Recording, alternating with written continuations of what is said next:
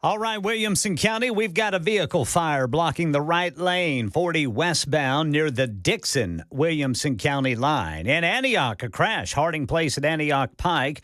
Then a disabled vehicle still blocking 65 southbound near Trinity Lane. And in Coffee County, we've got a vehicle fire blocking the right lane at 24 westbound right before Beech Grove.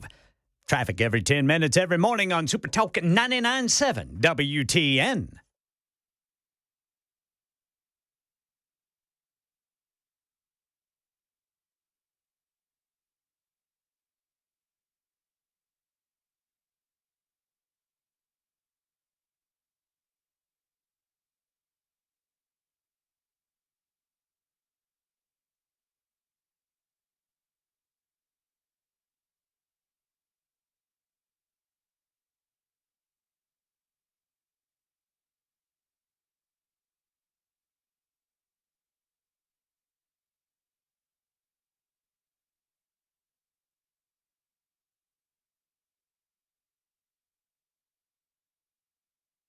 Hello, friends. Welcome in. It is the Matt Murphy Radio Show underway for another day. 3:06. Good afternoon. Welcome, welcome, welcome. What a day. Oh. What a day. We need to go outside, boys. I figured out what Ken Weaver's spirit animal was earlier today, Chris Weber. Oh, yeah? What's that? And it is a, if I can think of a different type of animal that likes to lounge, it's like a lion. His spirit animal is a lion or a lioness. It's big old alligator. Okay, maybe a gator. Alligators love the sun. Okay, well, that's fine. Any creature that likes to lounge and lay and absorb the sunshine. Yeah. Because I watched Weaver doing it on the patio balcony. When you guys walked out, as soon as the sun hit him, did he go, That's exactly what he did. Yeah. It's exactly what he did. You know what? I did do that. And then he said, I wonder if my car will start. Yeah. Yeah, because it didn't last night. yeah. Had a little car issue last night. I identified that my little jump kit, Weaver, was it was out of power. It's been in the back of my toolbox for the last 2 years. Did you power it back up? Powered it back up, baby. So All I'm ready. right. I'm ready to go tonight. Yeah, I'll if give need you a be. call at 7:02. So I don't guess you would know this. Ken Weaver went to his car last night and nothing. Yeah, after I admonished people for stalled vehicles blocking everybody's way trying to get home. Well, you never stalled on the way home, though. You didn't get out of the parking lot. That's good. I didn't. What do we are we figuring that something happened with the keys? And Dude, I mean, it's like I told you. I keep a tube of chapstick in my right pocket where I keep my keys. And I think whenever I was headed up the stairs there to come to work yesterday, it must have hit something, and it turned my lights on, I guess, because when I got downstairs last night, my parking lights were on. that's weird. And That is very but the weird. fob wouldn't open it. Wouldn't open the car. So I used my key, the old style way of getting in your car. Mm-hmm. And even my interior lights are on, but on my switches are off. It was very odd. I would advise a visit to some sort of auto repairman that would look at your electrical. Yeah. Don't you think? Yeah. Or at least to test the battery to make sure that it's still healthy that's enough. true. Because, especially in modern cars, there's so many computers that are in the vehicles. It can still have enough juice in that battery to run certain components, but others, when it gets below a certain threshold, the car computer is like, "Nah, we ain't got enough power to do this," and so it just won't allow certain things to happen. And like starting it. And my grandpa, who was a mechanic all of his life, he worked on more heavy equipment, but he knew cars better than any of us ever will. He said this. He said, there was a time that, and this was before he died, 10 years ago. He said there was a time when if your battery died, if you could get it cranked, you could run everything in the car on your alternator Yeah. while it's running. The alternator will generate enough power to run your lights. Probably don't want to turn the radio on or whatever, but now that's over. Yeah. Because there's like you say, there's just so much computerization of the process. Everything. Everything. Yeah. I mean, it's all run. And I mean, hell, sadly, and I don't know, I guess it's just the way of the world, artificial intelligence or whatever. But nowadays, when a modern vehicle goes bad, they just go plug it up and let the computer tell them what happened. And charge you for it. They'll charge you for it. There's no question. Goes without saying. Yeah, right. But they plug it. Oh, let me just plug it in and see what it says. And then I've seen them do it. They get the little readout and the readout, and then they go to the computer and look up the codes to see what the codes mean. And your code would say, Ken Weaver left his lights on. Is what it would say. I didn't do that. I didn't do it on purpose. I'm telling you, it's that little stick of chapstick in there. You see in the span of like. I didn't do it. Right? I didn't do it on purpose. I knew I shouldn't have started using chapstick. What flavor? It's not any flavor. It is. I'm a big fan of original myself. It's Blistex. Oh, see, I'm not a fan of Medicated lip balm. SPF 15. CarMax is pretty good. Dakota says he needs to change his car password. He's been hacked. Might be true. Joshua says, I work on buses and motorcycles and cars. I'll do it for free. Joshua will do it for free, Ken. I mean, they don't pay us what we deserve. We might as well take them up on it. You know what I mean? Yeah. These are the perks right here. That's right.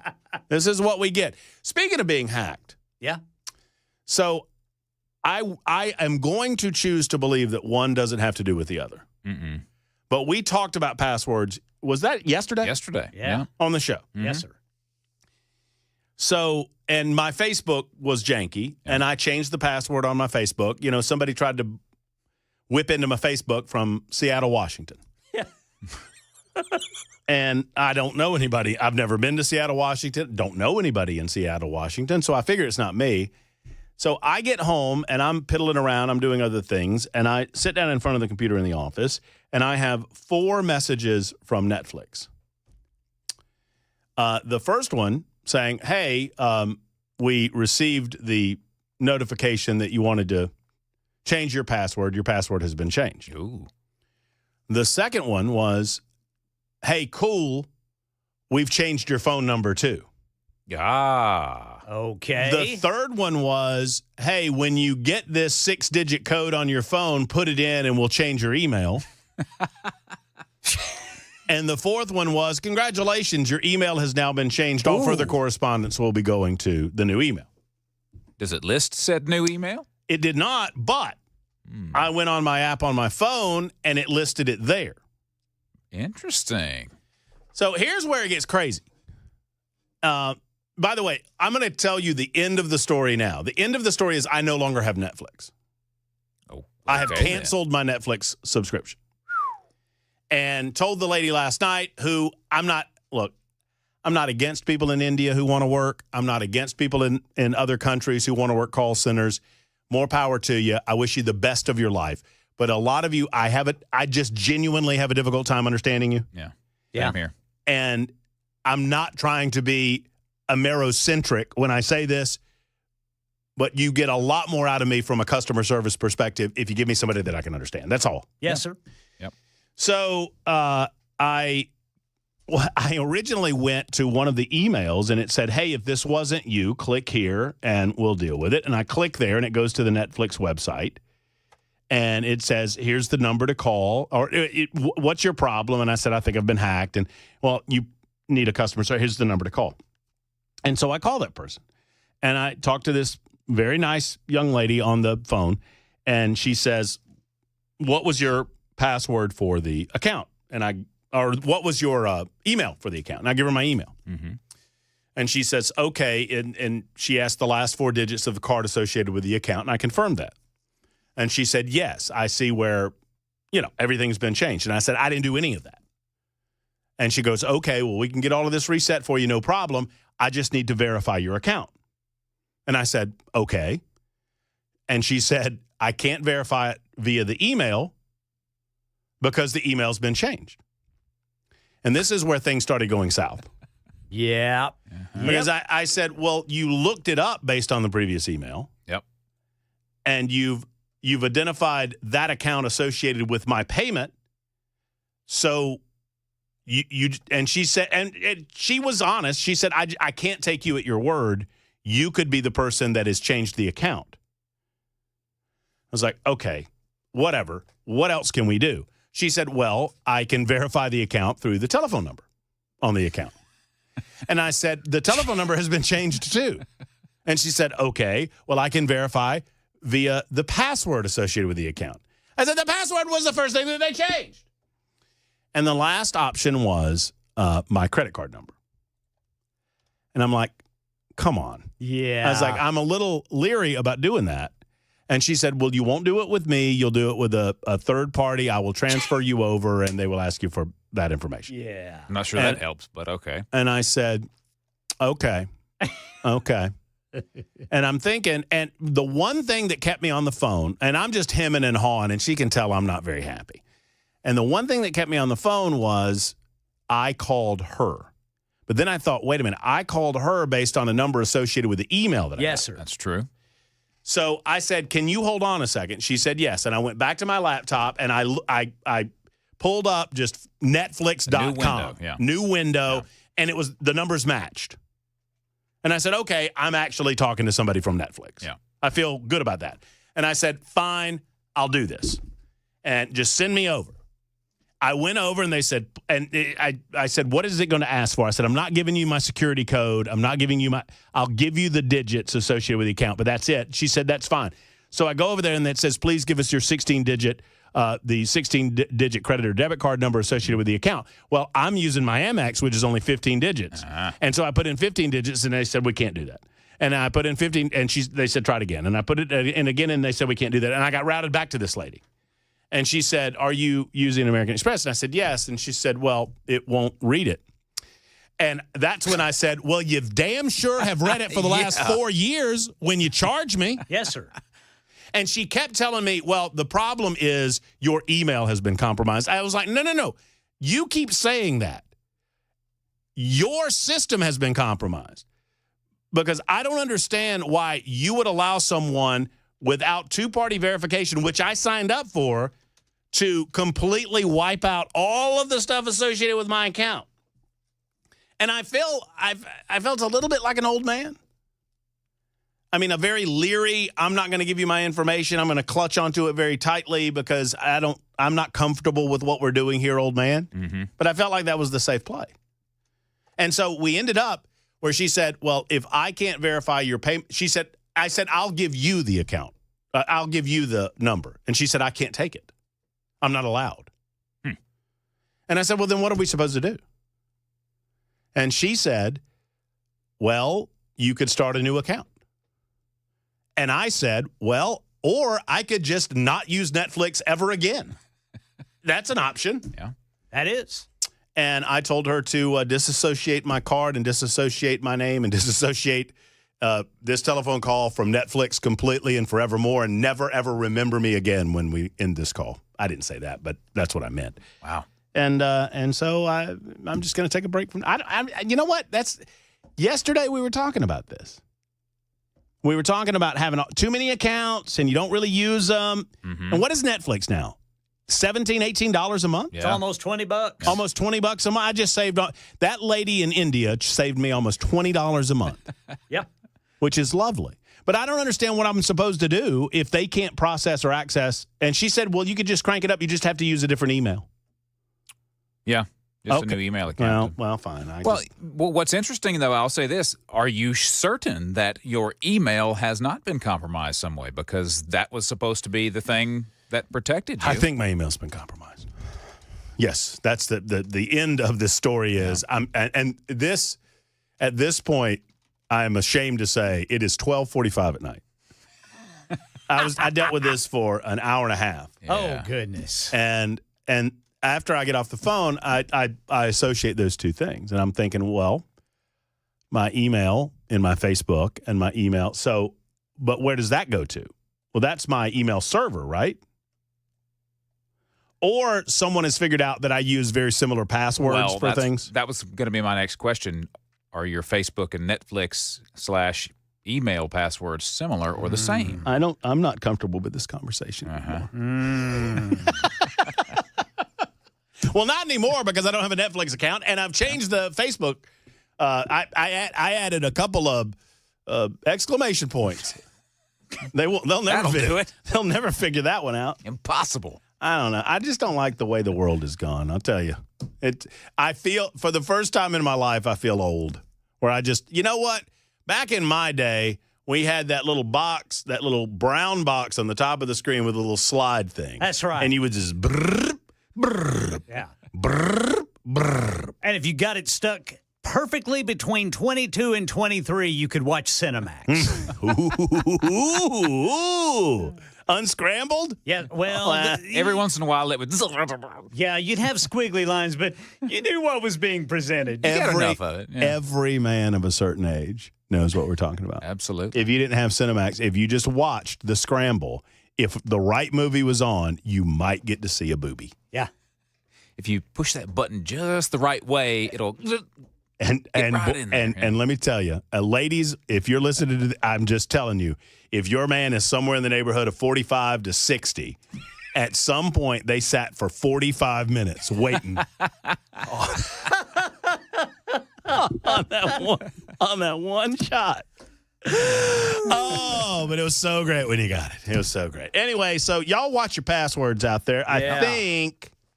TB says, I don't believe your story. There's no way Matt Murphy had the patience to stay on the line that long. I might be exaggerating on the time a little. It might have been more like an hour. It felt like an hour and a half, I'll tell you that.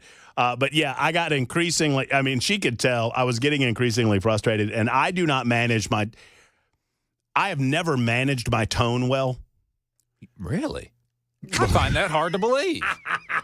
Can you believe that? I heard that tone. I had no idea. I've never managed my tone well, but the only thing that's changed as I'm getting older is I just lean into it. Like I know that I'm not managing my tone well, and it just gets harsher and harsher and harsher. And I try not to raise my voice at all because I don't want them to cut it off. But this woman could tell that I was just over it, just completely. And that's why at the end she said, "Sir, my best advice to you is just to cancel your account. Let's just get rid of it. You don't need this hassle I just anymore. don't think you need Netflix in your life anymore, sir." And I was like, I agree with you. We are finally in agreement on something. Anyway, that was what my night was like. Hope your night went well. We got much to discuss. It is, we announced yesterday we're doing the Hour of Doge.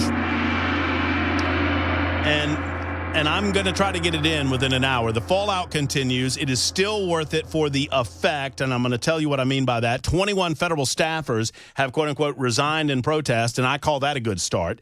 And then the liberals, their arguments against the Doge, have you noticed they never talk about government spending and overspending? We will discuss that. We'll get your telephone calls in. At 4:05 this afternoon, Attorney General Jonathan Skrmetti joins the show. He will talk to us about a big win in the United States Supreme Court for the state of Tennessee, yet another victory for the state of Tennessee. We'll talk to the AG about that. A little bit later on, Tori Venable with Americans for Prosperity will stop by the studio to talk about a project they're working on with the General Assembly. That's in the 6 o'clock hour. Plus, an update on my haircut at the big event, Nashville Palace, a big event that got a lot bigger over the last 24 hours. And I'm going to tell you how on Super Talk 99.7 WTN.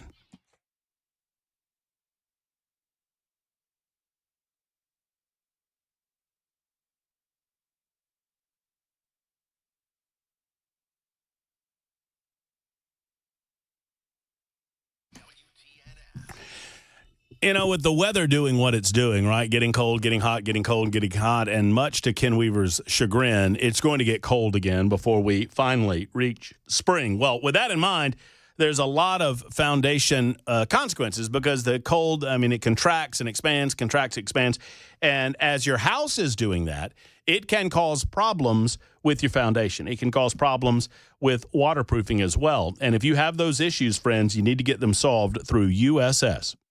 United Structural Systems. United Structural Systems is they are a laser-focused organization, right? They deal with foundation repair, waterproofing, and concrete leveling. It's what they do. It's what they've done for the last 30-plus years, and they have satisfied, wait for it now, almost 30,000 customers in that span of time. That's a lot of customers satisfied for USS. USS simply guarantees their best, and they're not people to upsell you on anything you don't need. They are problem solvers to take care of your issue to help you sleep better tonight. USS, United Structural Systems. Go to USSTN.com. That's USSTN.com or 615-488-7855, 488-7855 for USS.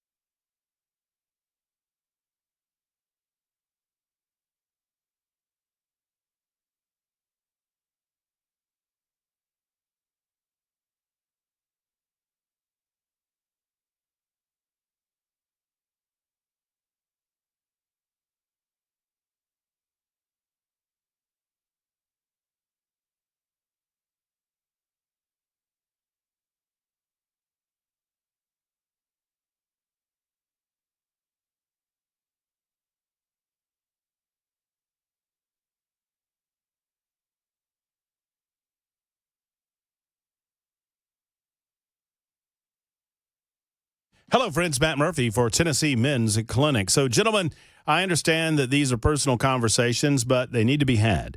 Are you experiencing a lessened desire in the bedroom? I mean, that's the best way I can ask you the question. Because if this is the case, maybe you've reached a certain age where this is happening to you.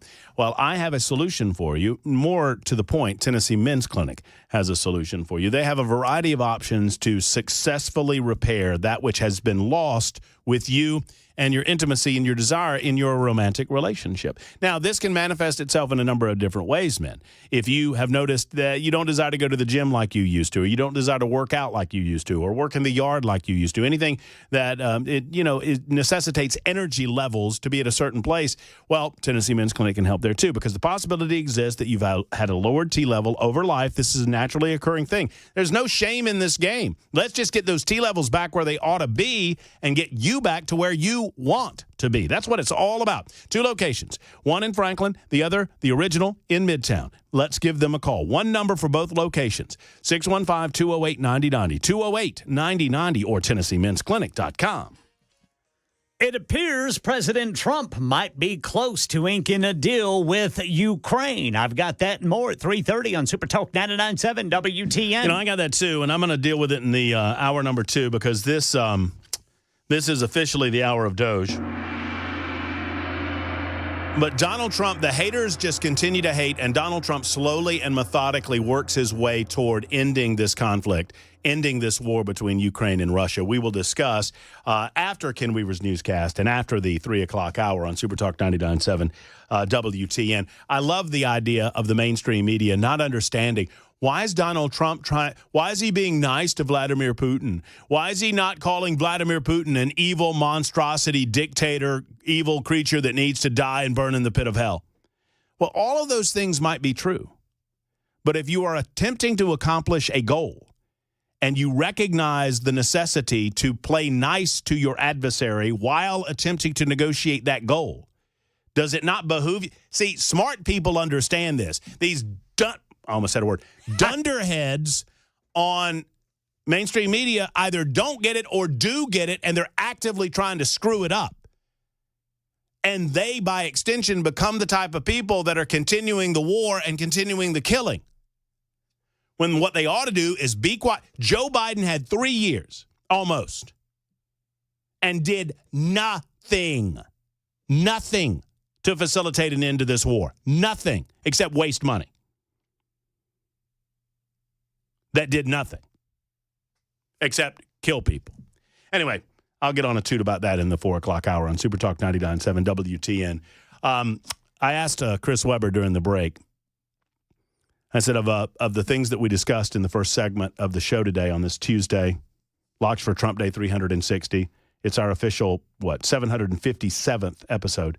What got the most attention? You were right on it. Yeah, boobies. Cinemax, boobies. Yeah. 2358, the Cinemax story. You hit the nail on the head, brother. Sally, Sally wrote this one. Sally says, my goodness, Sally. Well. Oh, my.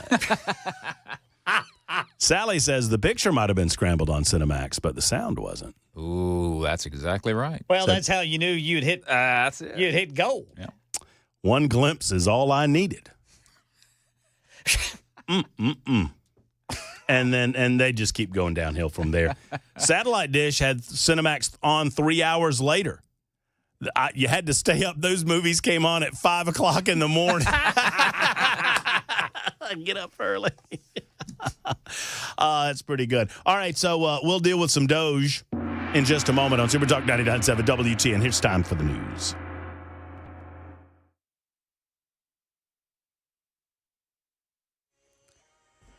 I'm Ken Weaver with your top stories. Got the full forecast and traffic in 5 minutes. And right now, multiple reports out of Europe say that Ukraine has agreed to a mineral deal with the U.S., part of President Trump's effort to get a deal to end the war in Ukraine.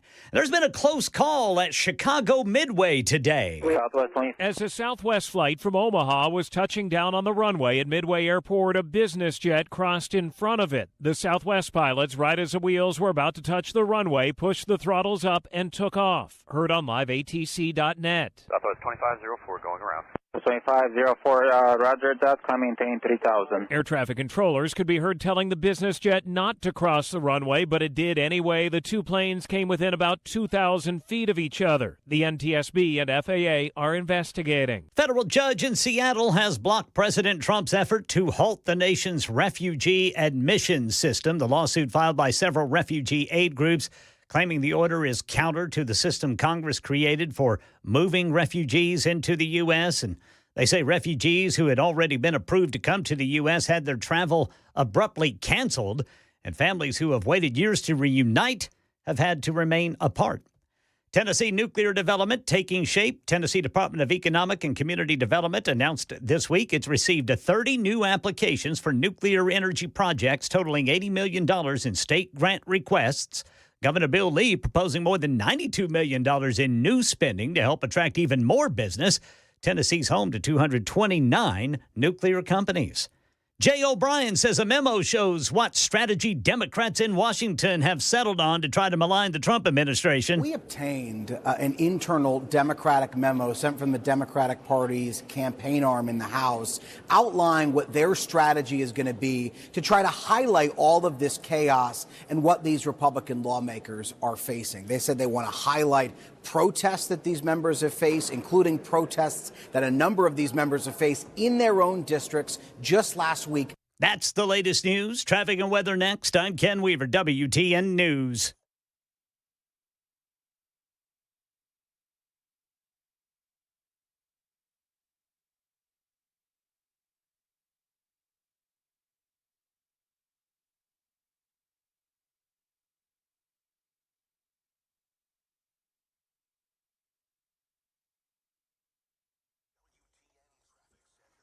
All right, Williamson County still working that vehicle fire. It's off on the right shoulder, 40 westbound near the Dixon-Williamson County line. In Antioch, we've got the right lane blocked by a crash. This is going to be 24 westbound at Harding Place.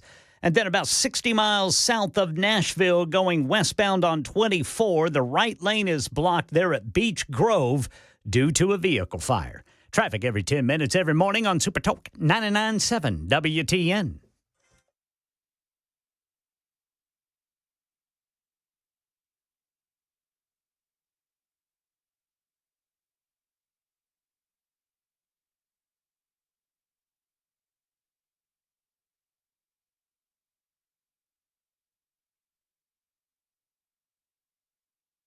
Wednesday night, we'll have a few rain showers pass through. They should mostly be gone by the morning commute on Thursday. Drying out Thursday afternoon, but it is cooler, falling back to the 50s before we're back near 60 Friday.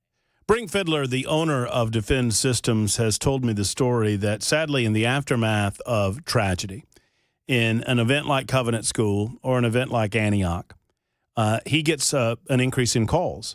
And he enjoys helping people defend their property, helping schools and businesses and other locations defend themselves by arming you with information. But he hates that it has to wait until after a tragedy strikes. And I do too. Defend Systems is a life safety and security consultation firm. They're based right here in Middle Tennessee. You've heard Brink on these airwaves, and he is excellent at what he does. And he wants to talk to you. If you're a decision maker at a school, at a place of business, at a church, or really any place that people gather, you need to call Brink and talk to him about what he can provide you and your staff, the people in your sphere of influence, whether it's staff or customers or perhaps churchgoers or school children. Now, obviously, they're not training up school children, but they are training up those teachers and those administrators and those parents that can help. Defend Systems is all about recognizing that while the possibility of something like this, like a workplace violence situation or, God forbid, a mass shooter situation, the possibility is very, very low. Let's not scare ourselves. But they're not zero. That means hope is not a plan. It is time to get trained with Defend Systems. 615-236-6484, 236-6484, or defendsystems.com.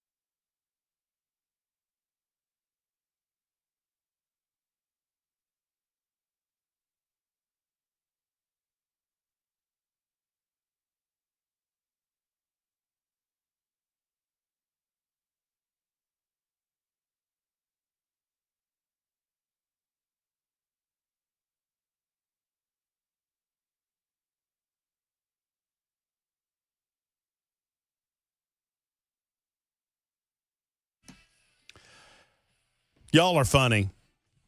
You super texters are funny. 615-737-9986. Hit us up. Love to hear from you on the super text line or the phone line, 615-737-9986. You can find us 99.7 FM on your radio dial. That is from Alabama to Kentucky and all points in between. We are also on basically any app that streams music or information or news or podcast or whatever. We are there. Just type in Super Talk 99.7 WTN, as Ken Weaver's doing right now. I can hear him in there. Or you can hit us up on our own app. That's Super Talk 99.7 WTN. And you hit us up on our own app, and you can carry us wherever you go. And you can find out more about me and more about Chris Hand and more about Chad Benson and more about Dan Mandis. And then there's Super Talk TV, YouTube, Facebook, Twitter, Twitch. YouTube, Facebook, Twitter, Twitch. Super Talk TV is up and running. Haven't said this in a couple of days. I have failed you. You can like and subscribe if you so desire. I beg of you to give us the old thumbs up, particularly on the YouTube side, because that's what I monitor. And it is my understanding that Ken Weaver knows Ken, how much is that costing him nowadays? Absolutely nothing. Not a penny. Now, it will cost you something to get into the big event March 4th at Nashville Palace. It is a $40 entry. That's your ticket price, but that gets you all the food you want to eat. Big time spread buffet. It's my understanding this is a big deal buffet. There's also beverages provided. You can purchase your alcoholic beverages right there on site. A lot of entertainment, including the Singing Barber. Singing barber. We have secured my barber for the evening. Ooh. The man's name is Noah Peters. I was scared it was going to be Sweeney Todd. No. Well, I thought that too. Noah has apparently made appearances on American Idol. Noah has been on, Really? I want to say, The Voice. He is going to be on our show Friday at 6 o'clock talking about hairstyles. All right. He is known as the Singing Barber, and he will be cutting my hair. Excellent. How about that? Yeah, that's big news. And he's got, and I'm a little bit nervous about this because he's got a following of like 1 million people on Instagram. Mm-hmm. So, as has been well established, I'm getting my hair cut of a style of my own choosing. Wow. Unless. Wow. Go ahead. You can finish. Why are you wowing? Why are you wowing? I just want to see what else you're going to say. Why are you shaking your head? My haircut will be in a style of my own choosing unless we fill the Nashville Palace. And I have committed that if we fill the joint, if we sell out, then I will get a buzz cut. And I'm a little nervous because now that we have this Noah Peters, the Singing Barber, involved, he said, "Oh, I'm going to blast this out." Yeah, baby. And, I figured if our past events are any evidence, it's a school night weeknight. Mm-hmm. It's a Tuesday night. Mm-hmm. But a lot of things are working against me here. Singing Barber is just the first thing that's working against me. Yeah. The second thing that's working against me is that there are 2 new additions to the lineup. Really? Now, Brian Wilson was already a part of the lineup when I made this ridiculous assertion that I would get a buzz cut. Mm-hmm. But now, it is my understanding, as the world attempts to work against me, that Ken Weaver and Chris Webber will be there. Yes, sir. We're filling the place up, man, because we count. Remember, we count. Yeah. Hey, this is the first thing I thought when New Suit told me this. I was like, these two conspired against me and decided, oh, we count? Oh, well, then we're going. I mean, I've got at least 2 friends out there. I love the idea that you guys are going to be out there. That's pretty cool. Yeah, it is. I'm going to be doing news from out there. Man, that's going to be great. That's going to be y'all. So everybody will hear me typing. Y'all, you heard that, did you? I was just messing with you. Oh no, I love it. No, you're back. No, he's working back there. It's like a teletype in the background. So that's pretty cool. So y'all will both be out and about next Tuesday. I love that. Yeah. I'm going to be in charge of getting the chair with the tie down so that your arms can be restrained. So you can't put up a fight. Yeah, so you can't stop the cutting.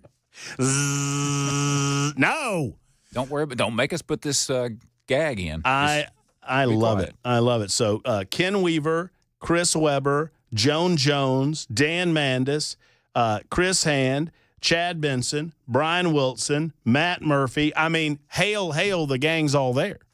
I mean, I assume Mason's going to be out. I don't know if KGB is going to bother, but, I think we'll have every member of the staff except for Bell and whoever's running the board back home. Yeah, Bell says he's not. I think he's going to be back here. Yeah. Bell? Yeah. That makes sense. Yeah. Brother Bell. Well, I mean, if you know. See, that's his excuse now to not show up. See, Well, I mean, I'm going to be back here. You know what?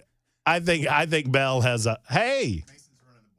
Wait. Oh. Well, then what's your excuse for not coming? No. I'm going to talk to Paul. If you're not running the board, everybody else is going to be there. As of tomorrow, Bell's going to be running the board. Watch. I like how he pops his head in here. His headless head. He was listening. He was listening. Anyway, you're invited, 997WTN.com. I want to get as many people as possible without actually filling the place. See, and there's another thing that I've got to deal with is that I said the capacity of the facility, which was a little over 700 people. Right. It's my understanding that we put that the tickets available for sale sits at 350. Mm-hmm. Okay. And so I said 700. Getting all technical Looking now. for loopholes, I see. I'm not looking for Oh, loopholes. yeah. I just say it. Loophole. I assume. Why is W.C. Fields calling me a loophole? Well, one time he apparently, in between shooting scenes, he was sitting under a tree reading the Bible. Somebody said, "Bill, what are you doing?" He said, "Just looking for loopholes." That's really good. I love it. Well, one way or the other, you're going to have a good time next Tuesday. We invite you to be a part of it. 997WTN.com. I'm going to continue to, as Ken Fields said, looking for loopholes. Yeah. Yes. Speaking of loopholes, nearly 40% of the contracts canceled by Elon Musk's Doge are expected to produce no savings, according to the Washington Times. This was put out apparently as a ding to Elon Musk and the attempt to save the government money, to save the taxpaying citizens' money. Nearly 40% of all federal contracts that President Donald J. Trump's administration claims to have canceled as a part of its signature cost-cutting program aren't expected to save the government any money. The Department of Government Efficiency, a.k.a. Doge, run by Trump advisor Elon Musk, published an updated list of nearly 2,300 contracts that agencies terminated in recent weeks across the federal government. Data published on the Wall of Receipts shows that more than one-third of the contract cancellations, 794 in all, are expected to yield no savings. That usually is because the total value of the contract has already been fully obligated, which means the government has a legal requirement to spend the funds for the goods or services it purchased, and in many cases has already done so. It's like confiscating used ammunition after it's been shot, says Charles Tiefer, a retired University of Baltimore law professor and a guy that looks to me like a generally sourpuss. He's also an expert on government contracting. They're terminating so many contracts pointlessly. Obviously doesn't accomplish it. Well, this is the attitude that I love to get angry over. They're terminating many contracts pointlessly, obviously doesn't accomplish anything for saving money. A couple of points. Number one, will those contracts roll over to next year? I would be willing to guarantee you that most of those contracts roll over to next year. And if you terminate the contract, guess what doesn't happen? It doesn't roll over to next year. I promise you, nobody is deciding individual contracts on an annual basis. The Congress people that we expect to actually go after this stuff and look at it line by line do not. And they just pass it along. And so once you become a line item, you're always a line item. And once you get your money this year, you'll get your money next year and get your money the year after and get your money the year after that. That's point number one. Point number two, you say the glass is half empty and I say the glass is half full. You tell me, well, only 40% of these contracts aren't going to yield any savings. And all I hear is, so 60% of those contracts are going to yield savings? All right, let's cancel them. Let's cancel them all. The targeting of fraud, waste, and abuse was going to come with pushback. But I, frankly, am a little bit surprised the level of pushback that has come with this. If you notice something about all of these naysayers, all of these panty wastes on mainstream media networks, all of these talking heads, They rant and rave. They tell you about, oh, this isn't going to save the money that you pretend it's going to save, and it's not $70 billion, it's $8 billion, and it's not this, it's that. And, oh, these workers have rights too. And, oh, the government's not going to be able to function. And, oh, this thing and that thing. And, oh, people are going to die. And all of the excuse making on planet Earth. You know the one thing they don't talk about? The fact that we are $36 trillion in debt. This is an existential crisis. And they're arguing about what color clothes we're wearing for the execution. I mean, it angers me, and I don't mean to yell at you, because most of you already get it. None of these people have any interest in doing anything about any of this. All they want is for it to go away. The talking heads on mainstream media, the government workers, the people with the contracts, everyone involved. And I don't want anybody to suffer. I really don't. I don't even want government employees to suffer, despite the fact that they seem a little bit entitled in this process. And they're not coming off very well in this process. I don't want anybody to suffer. I want you to go find a better paying job in the private sector and fare thee well. But my goodness gracious. Do you not understand what happens if we continue to spend in the manner that we've been spending? It seems to me, well, for liberals, here's the dirty secret. And it just occurred to me that for some of these liberals, it's a little bit different because they know what they're doing. And they know what happens to governments that overspend. They understand what happens to free markets that overextend themselves in the government sector to the point that we have to raise taxes, and which they want to do. They want to burden you with further taxation. They want to burden the system with further entitlements. And eventually that system collapses under its own weight. And in the midst of that chaos, what happens? What happens? Anybody want to guess? Once the chaos has ensued, once they have overspent to the point that the government can no longer meet its interest obligations, it can no longer meet its financial obligations, it can no longer meet the entitlement that so many around the United States of America at that point will have come to become accustomed to. They want what's happening now to happen to the 10th degree. And when that occurs, many liberals out there are going to tell you that the American system has failed, that capitalism has failed, that the free market has failed, and it's time to look at something else. They will tell you that something else is socialism. Socialism has never worked in the history of mankind, but a socialist, a good socialist, would tell you that the only reason that it hasn't worked is because it hasn't been tried right. Oh, if they would just do it right. I would argue that it is systemically flawed and designed to fail. Capitalism in the free market is not, unless interfered with by the same government that would consider themselves saviors. Now, they don't talk about the elephant in the room. We're almost $37 trillion in debt. We are out of money. The only way to balance our budgets, to cut spending or to increase economic activity, I guess there's a third way. To increase your taxes. What do you want? What do you want? I think the American people spoke loud and clear. I think the American people have spoken loudly and clearly. And I think we know what we want. Mike, I'll get to you in a moment during our Hour of Doge on Super Talk 99.7 WT.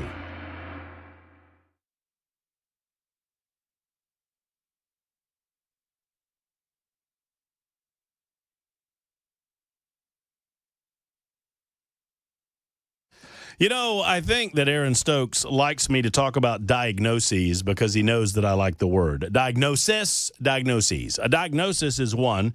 Diagnoses are multiple. There are a lot of diagnoses out there. There's a pill for everything, you know.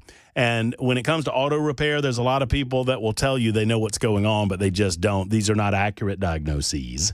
When you get a diagnosis from European Auto or Repair and Eurofix, you know that you're getting the right opinion the first time. Don't spend hundreds or even thousands of dollars on European vehicle repair before you go to Eurofix. It could not only save your vehicle's life, but it could save you a tremendous amount of money. At Eurofix, you get a free 15-minute no-wrench inspection, meaning they look over your car from tip to stern and tell you what they see. And at Eurofix, they always give you a 3-year nationwide warranty and a free loaner car with every repair appointment. 5 locations in service to you. Franklin, 100 Oaks, Murfreesboro, Belmead, and Mount Juliet. Call 844-EUROFIX. That's 844-EUROFIX, or go to myEurofix.com. Tell them Matt Murphy sent you.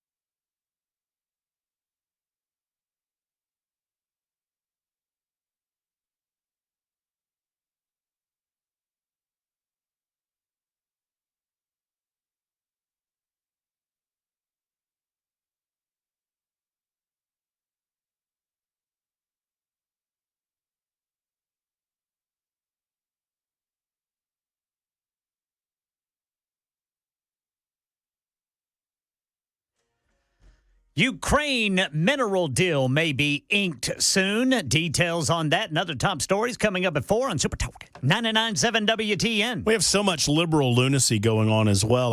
I might need to create a new segment for that, a daily segment for that. Just liberals are crazy. I have a good theme song for it. Let's hear it. There's a well, I don't have it on me. I'll have to pick it up and share it with you next hour. I'll pull it up and share it with you, Ken. It's called "Love Me, I'm a Liberal." It's by Mojo Nixon.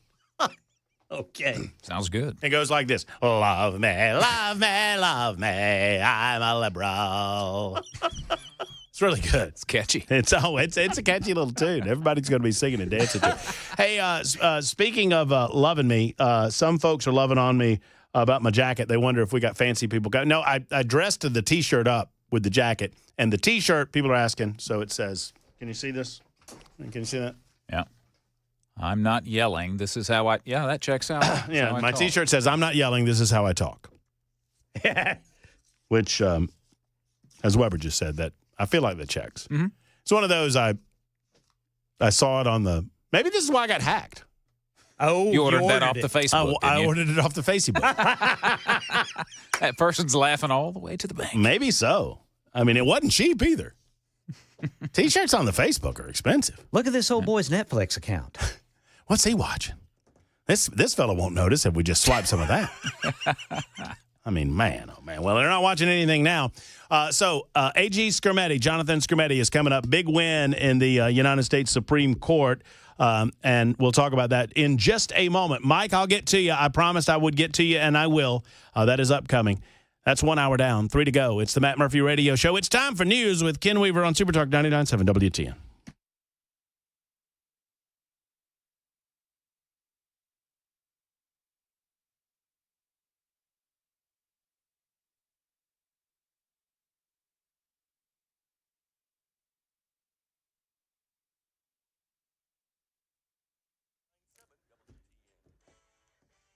Four o'clock on the dot. I'm Ken Weaver with your top stories. Full forecast and traffic in 5 minutes. Right now, the Ukraine and the United States have agreed to terms on a deal relating to critical minerals and other resources.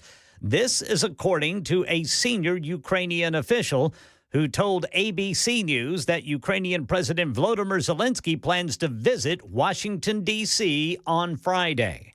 Reports say Israeli warplanes hit a town south of Syria's capital this morning. The targets were a couple of military positions south of Damascus. Here in this country, a Missouri woman hopes for leniency after entering a deal with prosecutors in a plot to scam Elvis Presley's family out of Graceland. Lisa Janine Finley pleaded guilty in court today in Memphis. Authorities say she claimed Presley's daughter, Lisa Marie, borrowed $3.8 million from a bogus private lender, then put up Graceland as collateral before she died in 2023. Finley then threatened to sell Graceland to the highest bidder if Presley's family didn't pay a $2.85 million settlement. Well, a judge stopped the sale after Presley's granddaughter, Riley Keough, sued, blowing up the whole scam. Close call on the runway at Chicago Midway this morning. Southwest Airlines Flight 2504 out of Omaha had just landed when the pilot had to abruptly pull up to avoid slamming into another plane. That other plane, a business jet, wasn't authorized to be there, according to the Federal Aviation Administration, which is investigating. And here in Middle Tennessee, the all clear given after a bomb threat prompted lockdowns at the 3 schools in Greenbrier in Robertson County. Authorities cleared the schools, lifted the lockdown after determining there is no threat. They think someone called it in from outside of the country. Channel 4's Joylyn Bukovac says the Evolve weapons detection install at all 18 Nashville high schools starts next week with a few schools at a time after what officials say is a successful rollout at Antioch High School after the deadly shooting last month. The district says students and staff have responded well so far, with fewer people having to walk through the scanner a second time as they learn the system. MMPS says as they install the detection system in other schools, families will get more information beforehand, including what to expect when going through the detectors. Metro Nashville Public Schools says the weapons detection system will cost more than $1 million per year. Tennessee's drag show ban upheld after the U.S. Supreme Court declined to hear an appeal to strike it down. Tennessee Attorney General Jonathan Skermetti said SCOTUS' decision was, quote, a big win for Tennessee. This specific case that was denied involved a Memphis-based LGBTQ plus theater company. Governor Bill Lee and other Tennessee Republicans argued that those performances, when in public, are harmful to children. That's the latest news. Traffic and weather next. I'm Ken Weaver, WTN News.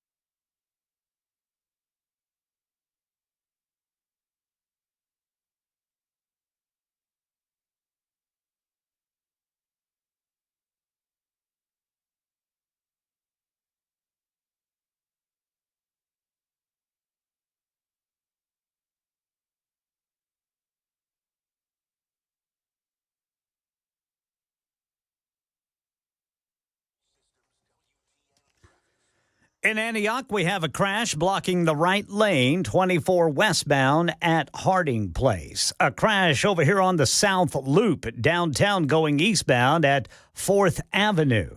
In Antioch, a crash, Harding Place at Antioch Pike. In Fairview, Williamson County, a vehicle fire. It's off on the right shoulder, but folks still slowing down there, 40 westbound near the Dixon-Williamson County line. Traffic every 10 minutes every morning on Super Talk 99.7 WTN.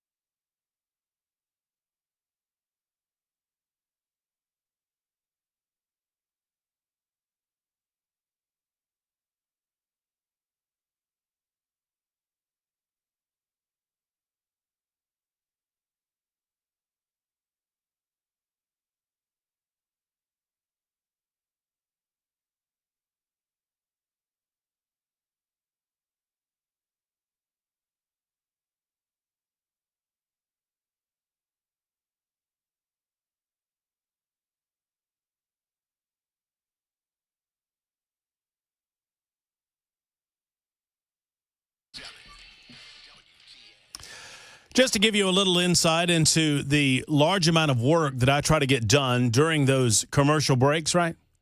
You know, in Ken Weaver's newscast, in that newscast talking about Attorney General Jonathan Skrmetti, whom we have on the Murphy Show hotline as we speak. But just to give you a little insight, I'll say this. Once you've seen a dog fighting a lobster with a spoon on Instagram, Wow. you cannot there's not much left to see, boys. Did the lobster have the spoon or did the dog have the spoon? The dog had the spoon, but the lobster grabbed the spoon with his little lobster claw. Yeah, they'll do that. Might have to send that one to me. That sounds good. I mean, I got a little here. There's a screenshot right there. Oh, look at that. Yeah, there it goes. Yeah. And a little dog, a little looks like a little chow mix fighting a lobster with a spoon. And I don't know who won that fight. Anyway, 8 minutes after the hour, we'll get back to a lot of different things, to include Elon Musk. Elon Musk has apparently broken some of you on the super text line. 8715. I would love for 8715 to give me a call at some point because I love disagreement. I love having conversations with people that think differently. And 8715 says, unfettered capitalism is how we end up with the world's richest man telling us how to do things. Well, I could be flip in my response and say, well, would you prefer the world's poorest man telling us how to do stuff? I mean, if you had to pick. Number two, unfettered capitalism, because I don't think you're talking about America. America is fettered capitalism. Number three, he followed up by saying, world's richest man got you thinking he'll save you. He bought this election. Americans bought Trump, buddy. I don't know what to tell you. If you don't believe me, then you need to get out more. If you don't get that, I don't know how to help you. But America bought Trump.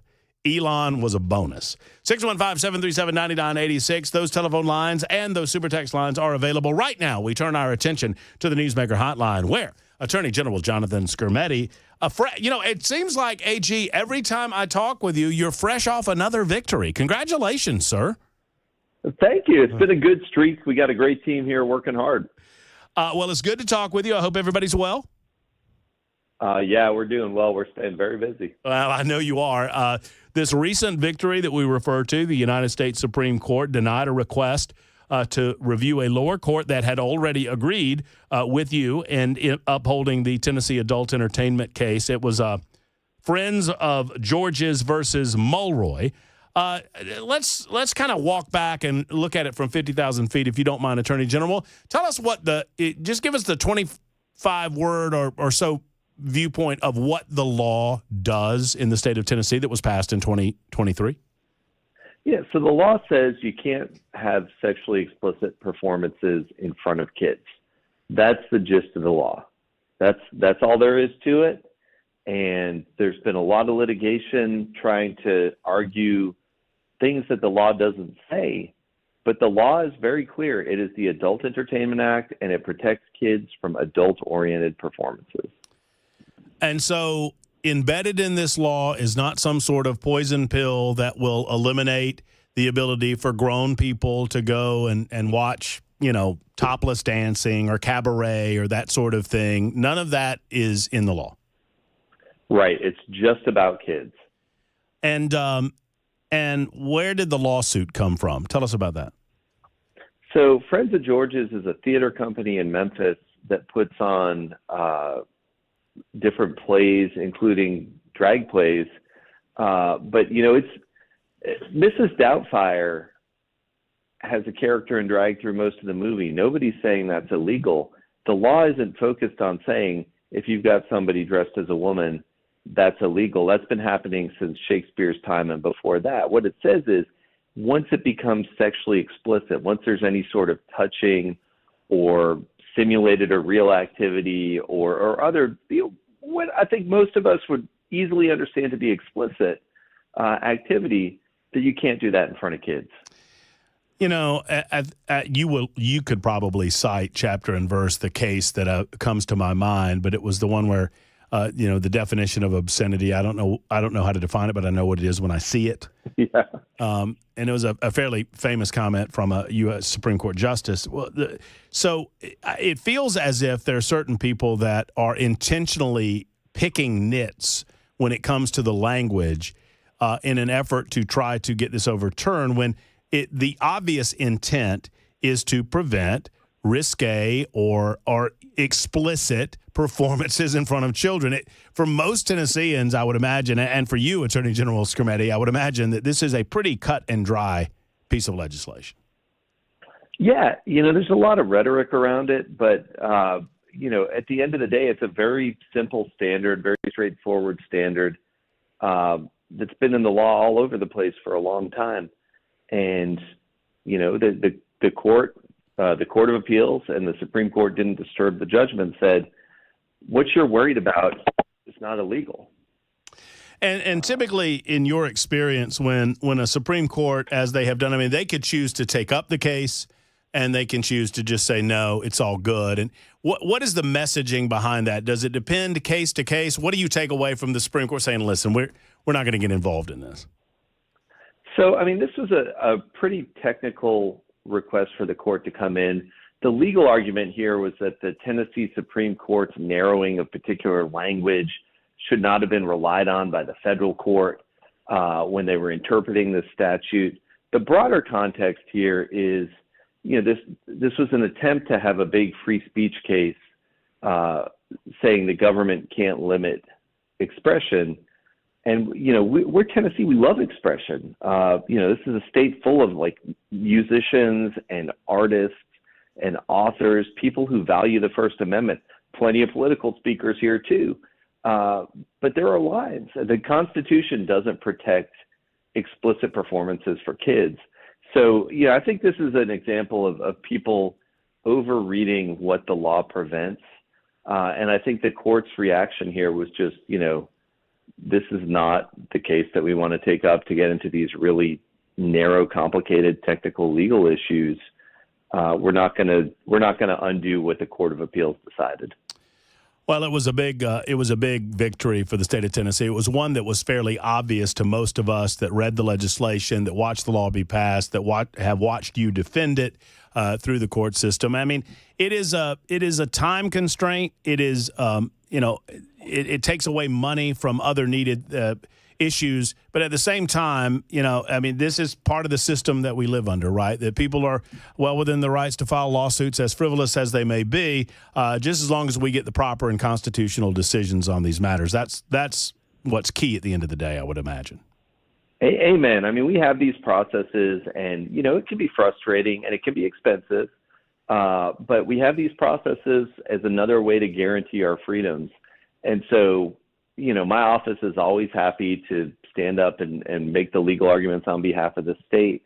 And sometimes you just got to work through it. But, I'm very heartened that the courts ultimately came out looking at what the statute actually did rather than reading somebody's account of how horrible it was without looking at the words the legislature passed. Mm-hmm.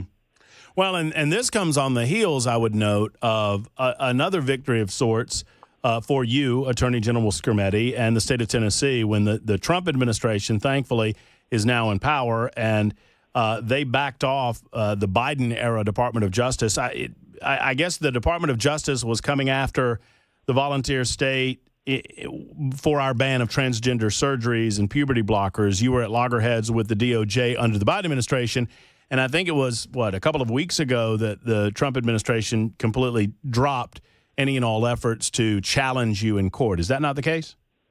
That's correct. And that's the case that went up to the Supreme Court. But one thing the Trump administration said was, even though we don't disagree with Tennessee anymore, we hope the court continues to take this case, because the ACLU also argued in the case. They also filed their briefing. And we really need clarity on these gender identity issues. This is the first constitutional case to look at gender identity issues. And there are so many lawsuits and so many lower courts that are confused or that need the guidance. So hopefully the Supreme Court still comes through with a very clarifying opinion to stop some of this litigation. AG, Jonathan Skrmetti with us for a minute or two longer. There was another victory that I noted. The Tennessee Supreme Court this past week ruled that state law mandating only the Tennessee Attorney General can handle post-conviction death row cases is, in fact, constitutional. Give us some of the backstory on this, AG. Yeah, so, death penalty cases are serious business. Usually there are a lot of appeals. Usually there are a lot of post-conviction motions. The way Tennessee law used to work, most of the stuff after the death sentence came down came to my office, but some of the post-conviction in state court went to the DA's office. And there was an incident where one of the DAs had agreed with the defense that one of the death row inmates was not intellectually suited for execution. And so there was no adversarial process there. And this new law makes it so that my office will step in and defend the capital sentence once the DA obtains it. And that way you can't have someone come in who changes their mind. In our system, the sentence comes down, and then it's the state's job to defend the integrity of the sentence unless and until the law and the facts don't allow us to do that. You can't have somebody come in who just doesn't like the death penalty. And, you've got these families that have been waiting for decades for justice who are just left in the dirt based on a policy disagreement. Our Constitution lets the governor do that if he wants to do that, but it doesn't let a DA come in and just decide that he didn't like the way a case came out before. And for those curious, this was Shelby County District Attorney Steve Mulroy, who was challenging your authority in this case, which obviously the Tennessee Supreme Court said that you have the authority and that Mulroy does not. Obviously, the General Assembly in session in the minute or so that we have left, is there anything on your radar screen, Attorney General, and maybe there's not. I don't know the answer, obviously, to this, is why I asked the question. But anything on your radar within the General Assembly, anything that your office is particularly interested in terms of the law while the Assembly is in session? I mean, there's a lot. We have regular meetings internally, and we have a lot of communication with our various clients in the General Assembly. Without going into specifics, they have been very focused on immigration issues. And it seems like there's going to be some significant change with respect to how the states participate in immigration. We're seeing this in states across the country. So I suspect we're going to be involved in various pieces of immigration-related litigation going forward. I don't think that's all we're going to get out of this session, but I suspect that's going to be a big part of it.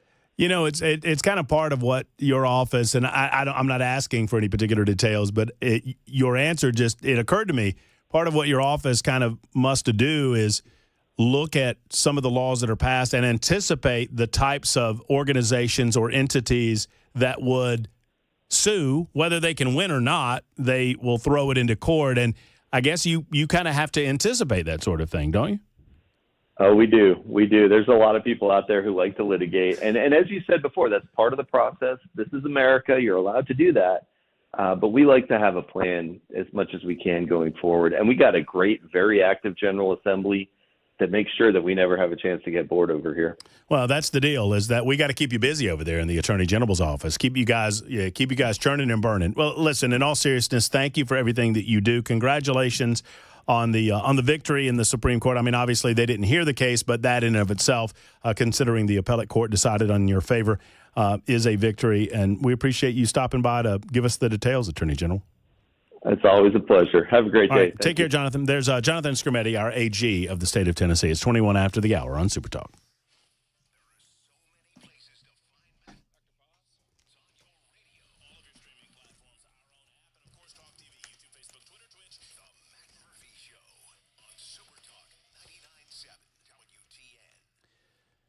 Friends, if you can't get a good night's sleep, I mean, your day just kind of goes by it's a bummer, right? I mean, you're low energy, lethargic, and if you don't understand why you're not getting a good night's sleep, ask your spouse, your significant other, if you snore, or your dog. You know, your dog might be willing to tell you.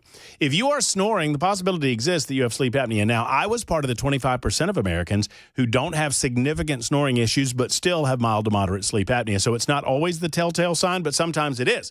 One way or the other, if you believe that you have sleep apnea, or if you've taken a sleep test and you are CPAP intolerant, it's time to get to Dr. Paz, Dr. Brian McLaughlin, and the Sleep Apnea and TMJ Solutions Center. They can provide for you an FDA-approved oral device. It is specifically designed and fit for your mouth. I have one in my home, and it is specifically fit for my teeth, my mouth. It holds my jaw forward just gently, and that keeps the airways open. That means I breathe better. I breathe through the night. I don't stop breathing through the night, and my sleep apnea is a thing of the past.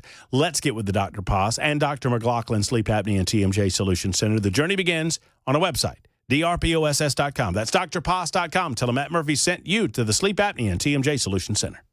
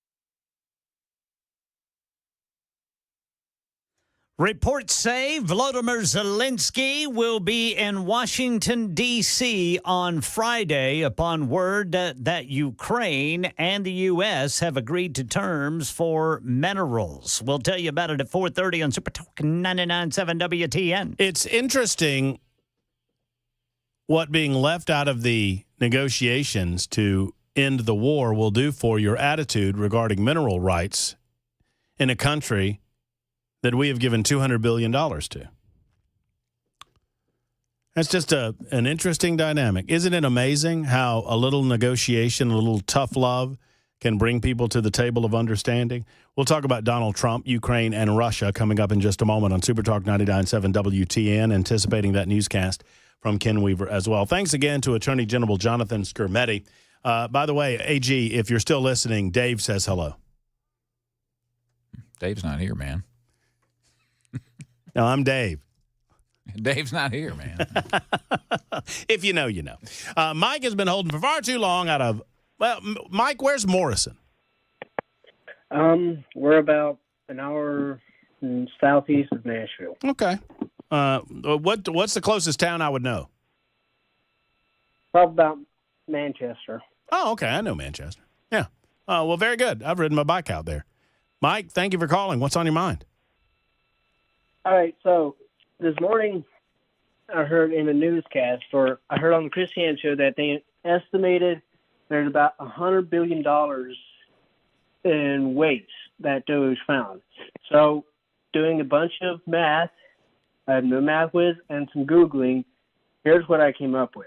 So the average American house income is $50,000. So it would take about 20 years to get to $1 million. Where'd you get that? Where'd you get that 50,000 figure? I thought it was around 60 now. You Google that? You Google that? Yes. Oh, okay. There's a lot of Googling here. Okay, a lot of Googling. Okay, I'll shut up and listen to your Google.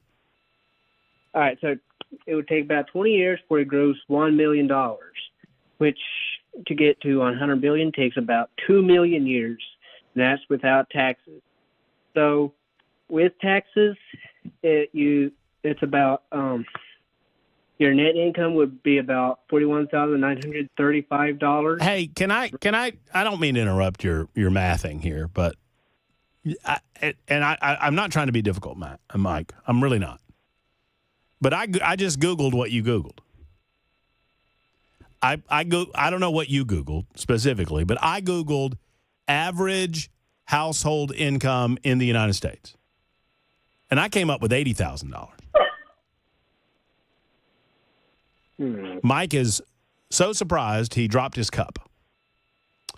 So I don't know. I don't know if that hurts your mathing or what, but I mean, I'm once again, I'm not trying to be difficult, but if we're going to do these breakdowns in mathematics, we have to start with the proper figures. And as of 2023, according to my Google, now your Google might differ, says that the average household income was $80,000. It's just $30,000 a year. That's a pretty big difference. You know what I'm saying? I get you. Okay, but what's your instead of doing all the mathematics, tell me what the point is. So my math apparently is very far off, but I had figured that your average taxes were about $41,000 yearly, and the average American lives to be about 78. So that's about $3 million in taxes in your lifetime. That goes to the government, which all goes to the $100 billion in waste. Well, yeah, I mean, obviously a large percentage. I mean, you know, your point is well taken, regardless of the figures. And I was kind of picking on you there a little bit, Mike, and I didn't mean to. I hope I didn't upset you. I've upset some folks on the Super Text line. They feel like I'm picking on you. So I apologize if that's the case. But one way or the other, I consider that a good percentage of our money, every dollar that we send to Uncle Sam, is a horrible waste. Absolutely. God bless you, Mike. Thank you for your call. You think I upset Mike? I didn't mean to. I think you just derailed him, kind of. Okay, that's a better way of putting it. Yeah, I'm not sure you upset him. Mike, I didn't mean to derail you. I'm sorry. I'm a stickler for numbers, Mike. I admit it. We do math on this show. We also do the news on this show on Super Talk 99.7 WTN.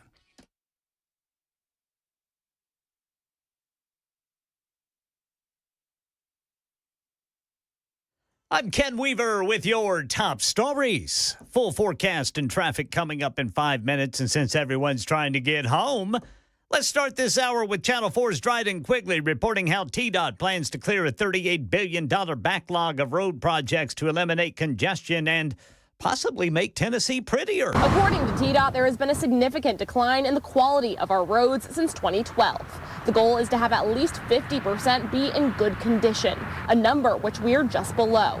They also said only 6% of bridges in a state should be in poor condition. We are at 4%, and that number is rising. Drivers in Nashville say they notice and something needs to be done. So in the proposed budget, there's $1.1 billion for TDOT and then $80 million each year for TDOT that would go toward repairing roads and bridges and adding more mowing and litter crews and then more help trucks, that is, to rural areas. Ukraine and the United States may be close to inking a deal relating to critical minerals and other resources. ABC News says a Ukrainian official confirms President Volodymyr Zelensky plans to visit Washington, D.C. on Friday.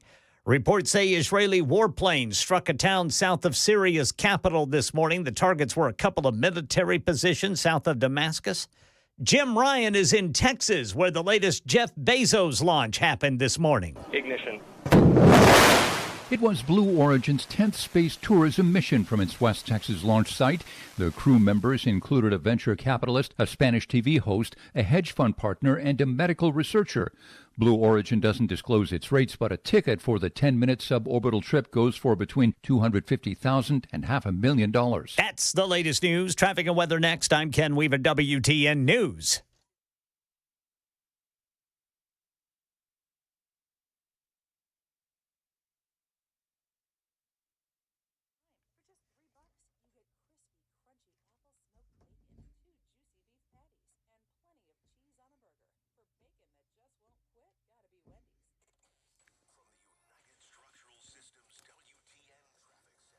South Loop, downtown going eastbound. Got a crash at 4th Avenue. Over by the airport, police reporting a crash 40 eastbound before Briley Parkway. And then in Williamson County, still dealing with a vehicle fire that's off on the right shoulder. That's going to be 40 westbound near the Dixon-Williamson County line. Traffic every 10 minutes every morning on Super Talk 99.7 WTN.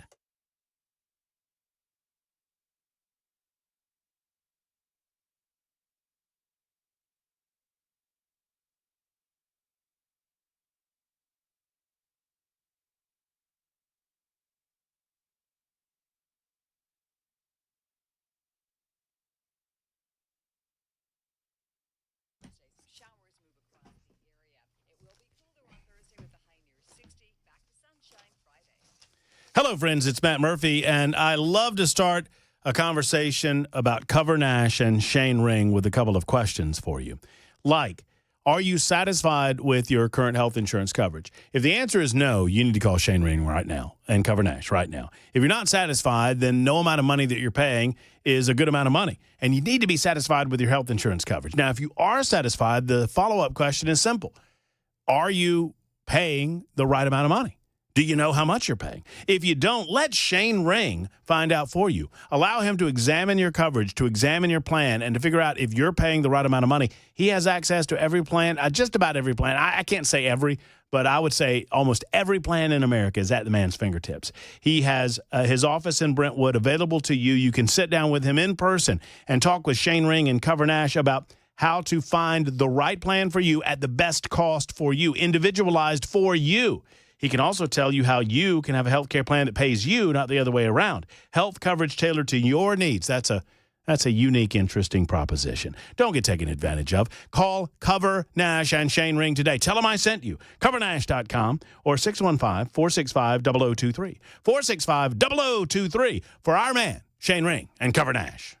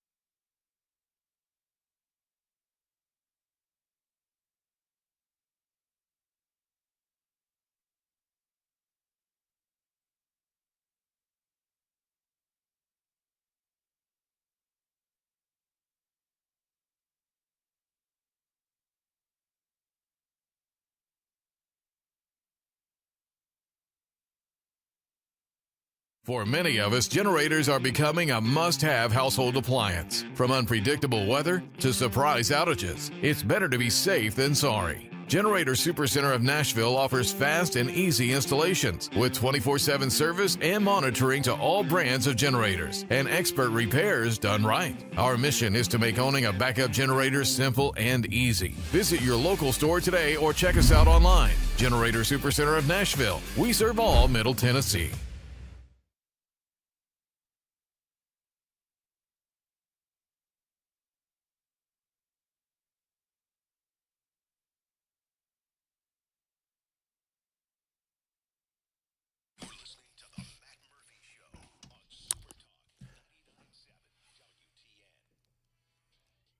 Super Talk 99.7 WTN.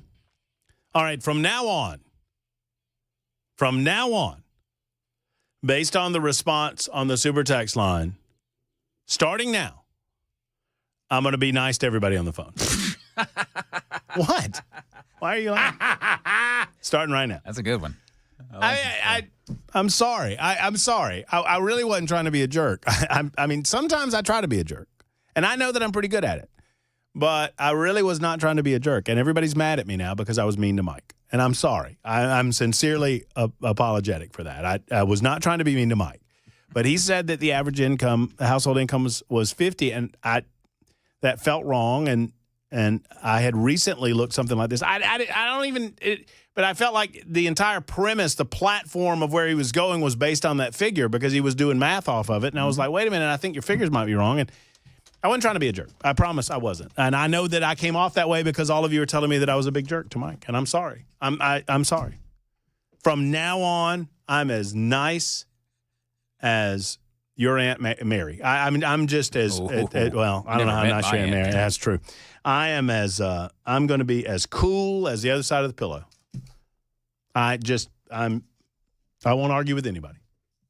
Turning over a new leaf. It's a new leaf starting today. Starting right now with Rich. Rich is on the phone. Y'all call me, and I'm as pleasant as a piece of apple pie. I'm as pleasant as the weather outside today. I'm as nice can be. I can't even think of any other ways to put it. I'm going to be as good as I can be. Rich is the recipient of the new me. The hell are you laughing at, Rich? No, I'm just kidding. That's a joke. That was a joke, Rich. That was humor. No, I liked it. Hey, look, longtime fan ever since you came to the station. Well, thank you, Rich. I think you're doing a great job, man. You're kind. Long ago, 3 quick items, and I'll get off the phone and I'll tie you up here. 3 quick items. Long ago and far away, I was in radio myself up at. If Ken Weber's the one I'm thinking that used to work in Baton Rouge, the same era in the 80s, I was just up the road in Shreveport, Louisiana, on a very large 50 kW AM station, Clear Channel at night. So I'm familiar with what he does and where he used to be. 2, back in the 80s as well, you know, you could always tell when the good parts on the foreign movies on Cinemax were coming up. All you had to do was when the talking stopped and the music started, then you pay attention. And you might have noticed that in the past. But and 3, just visited an old friend down in only a town you would probably know of, Hephzibah, Georgia. Oh, I know Hephzibah. Yeah.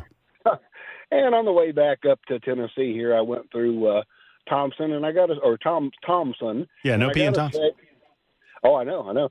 And I got to say, I thought it was just a quaint, neat-looking little town with some great-looking old buildings. And if that's, if that's your hometown, man, that's a great place to grow up, apparently. It was my stomping ground back in the day. It's gone a little downhill, it's my understanding. A lot of folks moving away like they do out of those small towns into bigger communities. Augusta has sucked up a lot of the Thompsonites.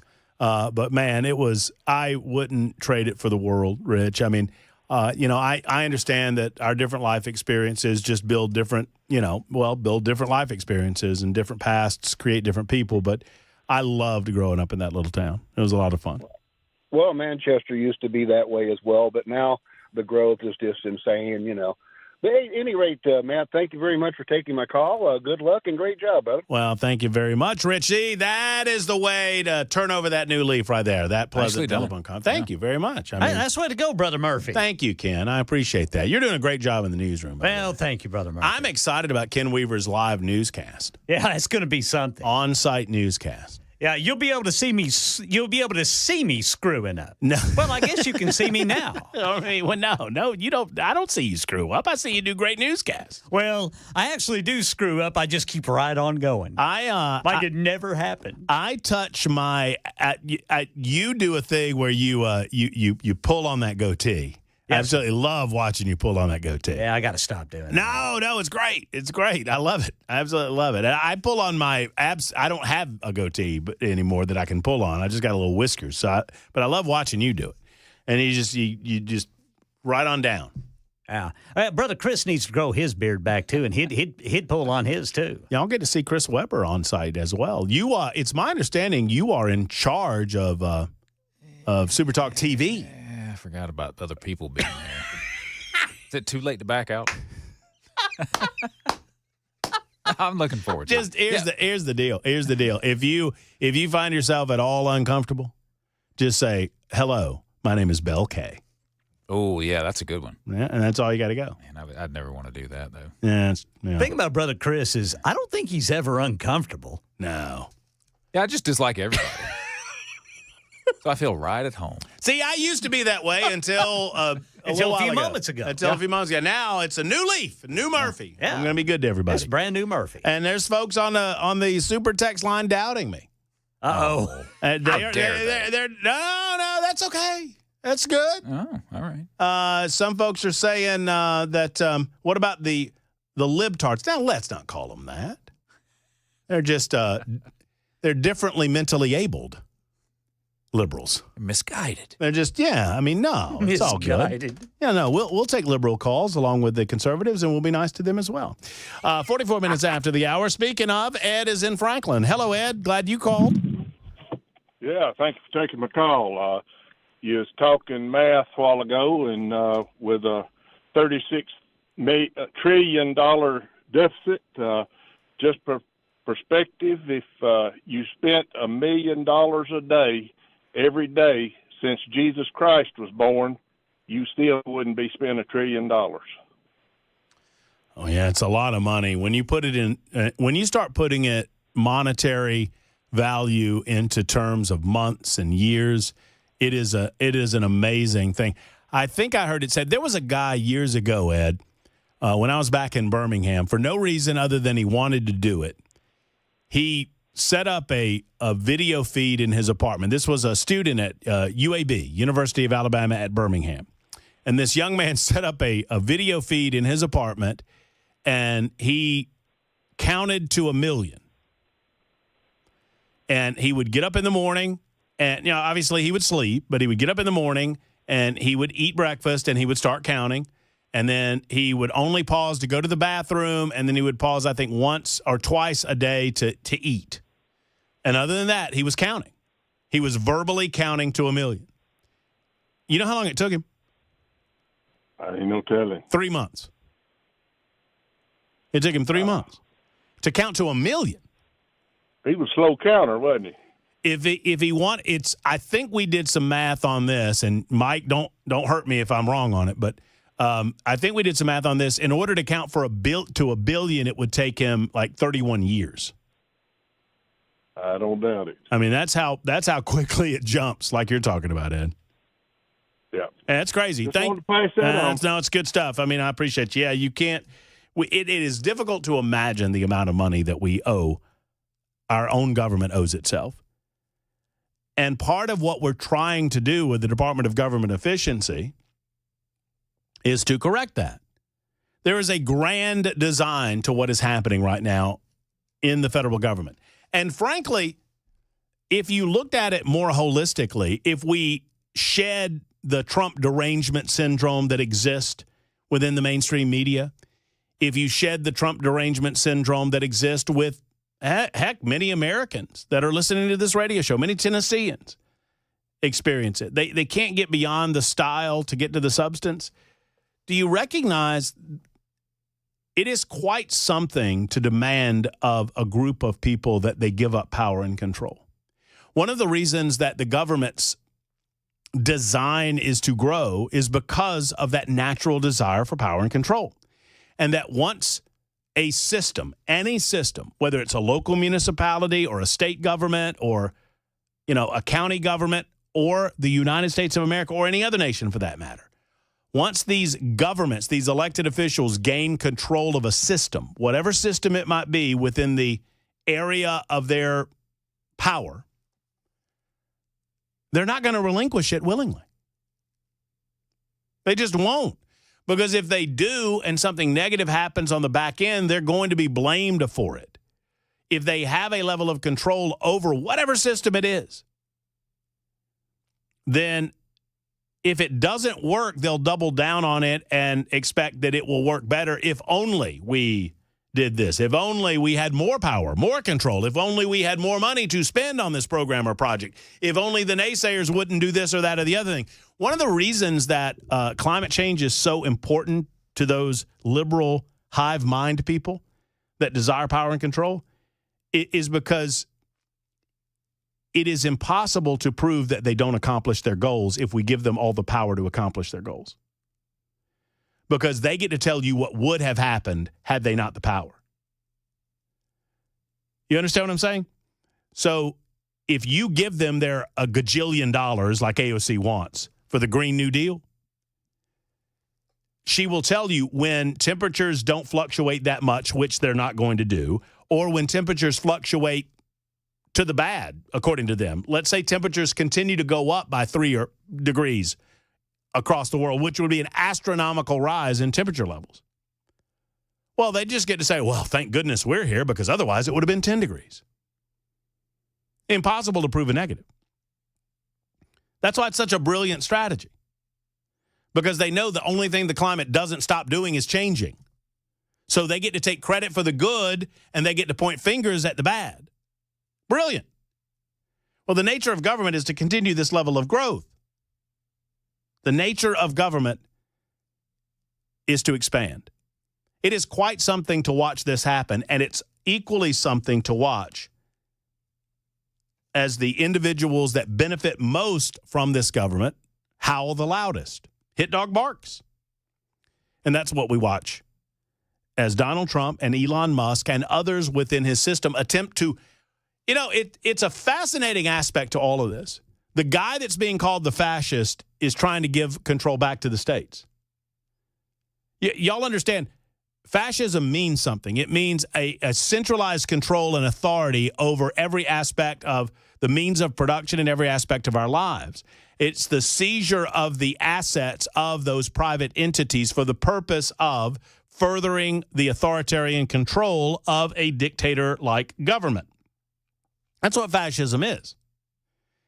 The guy that's being called the fascist is the guy that's trying to return control of our education systems back to the states. The guy that's being called the fascist is the guy that's trying to get us a balanced budget so that we don't overspend the people's money. The guy that's being called the fascist is the guy that's saying it's not the federal government's job to control your emergency management. That's the job of the individual states. The guy that's being called the fascist is the guy that championed the ability for the individual states to determine what abortion rights should be and what they should not be in those individual states. The guy that's being called the fascist is the one that is relinquishing the power and the control and trying to give it back to you.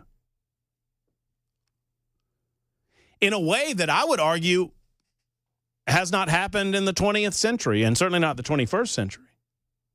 When's the last time we had a president, maybe Calvin Coolidge, the business of America is business, that guy? Calvin Coolidge, A, didn't want to be president, and B, certainly didn't want the presidency involved in your life. My kind of guy. It's why he's one of my favorites. 51 after the hour. Super Talk 99.7. Nice Murphy on the phone line, 615-737-9986. Say whatever you want about my mama and them, and I'll be nice.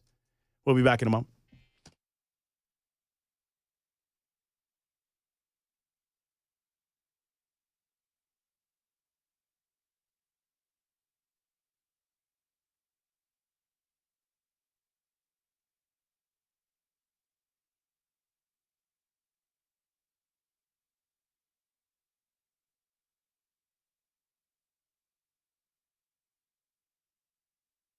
Hello, friends. Matt Murphy for the We Grow Hair people. That would be PAI Medical.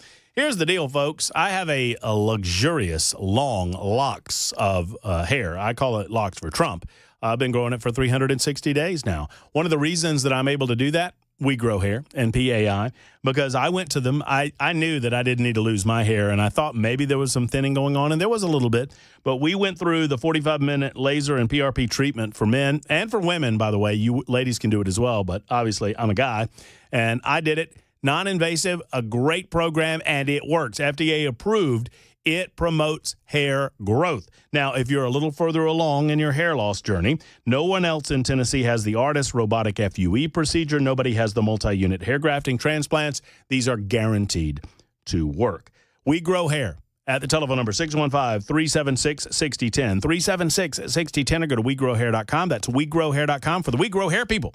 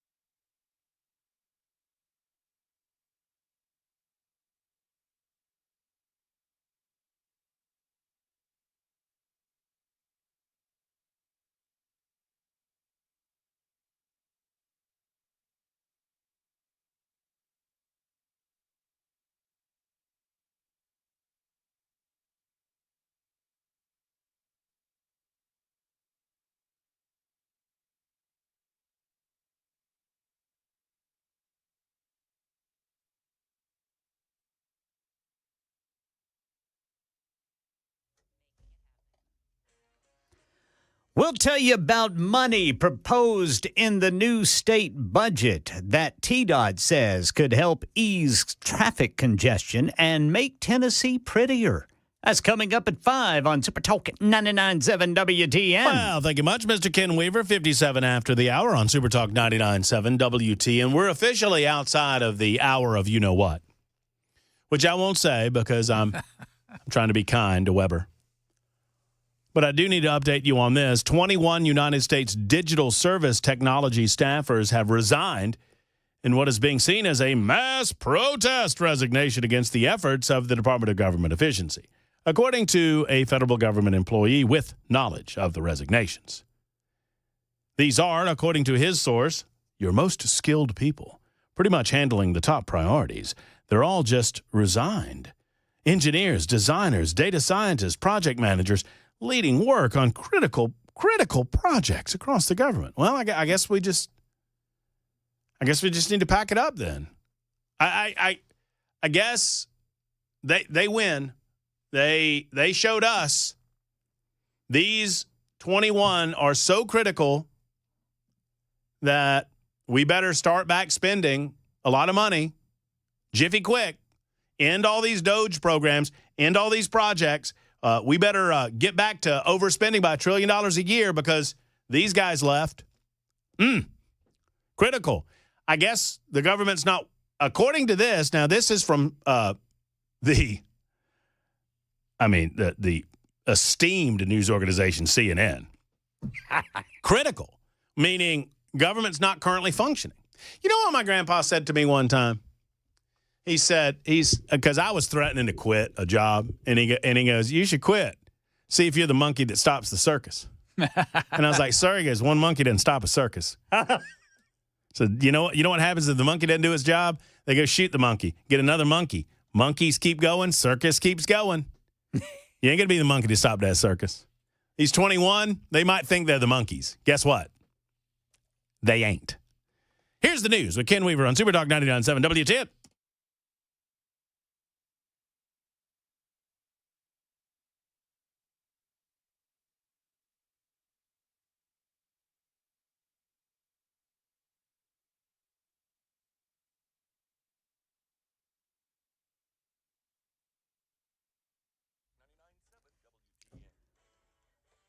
Five o'clock on the dot.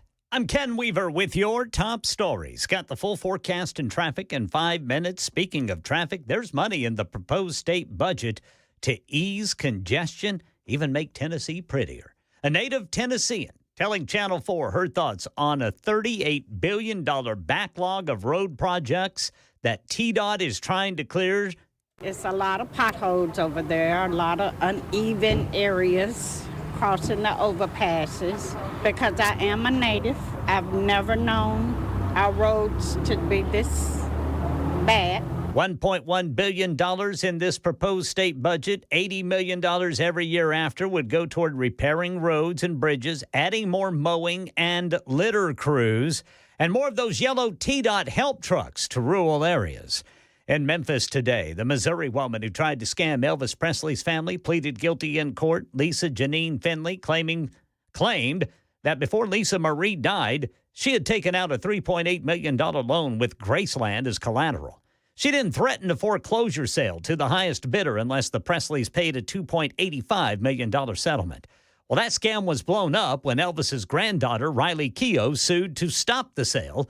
Finley faces up to 20 years in prison, but she might get less for pleading guilty. So how are you feeling about your finances? The latest economic report shows a sharp decline in confidence. The Conference Board's report measures American sentiment about the current economy and their outlook for the next 6 months. The latest reading shows the largest monthly decline in consumer confidence since August of 2021. And for the first time since last June, the expectations index was below the threshold that usually signals a recession ahead. That's Jim Ryan reporting. Here in Tennessee, the all clear given after a bomb threat prompted lockdowns at the 3 schools in Greenbrier this morning. Authorities cleared the schools, lifted the lockdown after determining there is no threat. They think someone called that bomb threat in from outside of the country. More than 1,000 musicians are putting out a record to protest plans to change AI laws in the UK. but you're never going to hear it. A new album featuring 1,000 British musicians, including Kate Bush, Annie Lennox, and Cat Stevens, that sounds like this. The album of Silence, released this week, is a protest against proposed changes to British artificial intelligence laws, including letting AI models train on copyrighted materials. The album's filled with the sound of empty performance spaces. Major artists like Elton John and Paul McCartney have spoken out against the plan, saying if this passes, it will undermine creative industries across the UK. That is Sherry Preston reporting, and the latest news. Traffic and weather next. I'm Ken Weaver, WTN News.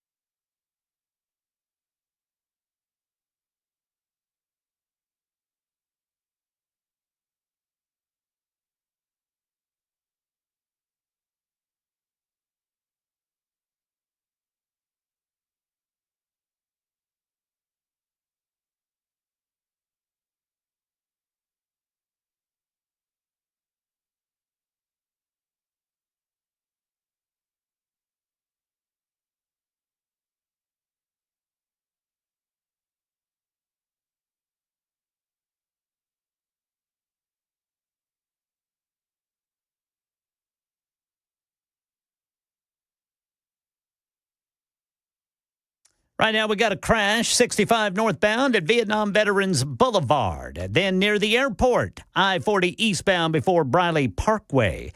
In Hermitage, I-40 eastbound at Old Hickory Boulevard.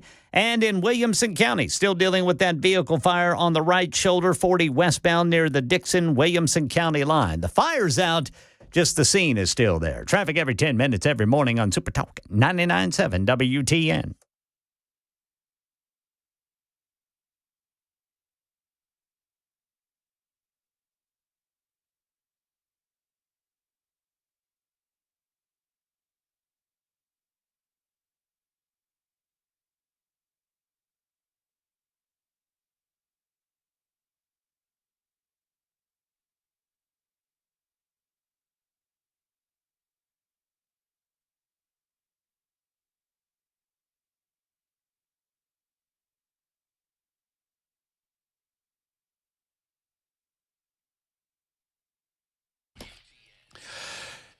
Welcome in. It's the 5 o'clock hour on Super Talk 99.7 WTN. Many of you jumping in your automobiles, ready to speed on home, and probably you'll slam on the brakes at some point or another.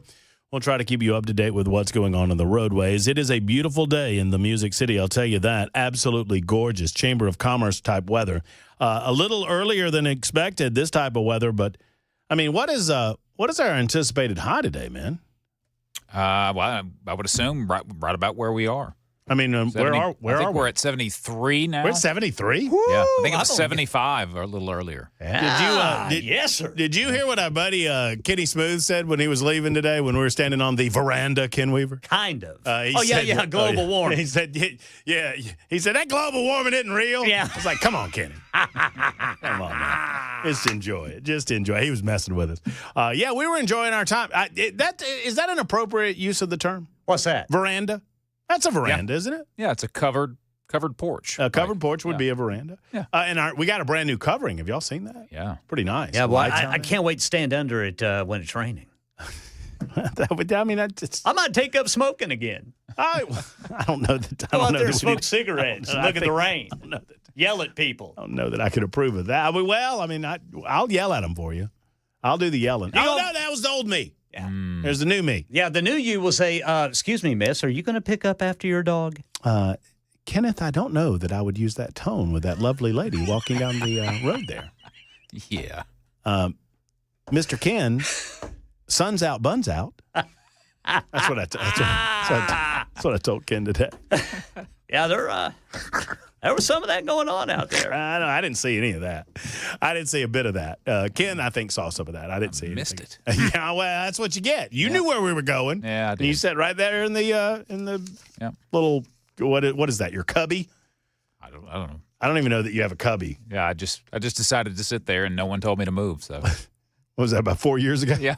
I wonder if they fired up those pedal taverns today. Well, they should have. Ooh, I bet they did. A good day for it. I mean, heck, I know it's just Tuesday, but every day's a Saturday in Nashville, Tennessee, isn't it? Mm-hmm. Yes, it is. Seems that way. Man, in the summertime, y'all need to come on down here and just get in the car and sit in our parking lot. Oh. On a Thursday or a Friday. Yep. Yeah. It is something else starting about 2 o'clock. Oh, All shoot. day, really. It's about 9 o'clock in the morning. I mean, those pedal taverns crank up and the You'll hear music cranks up. Now, you start hearing AC/DC Back in Black just blaring from around the corner.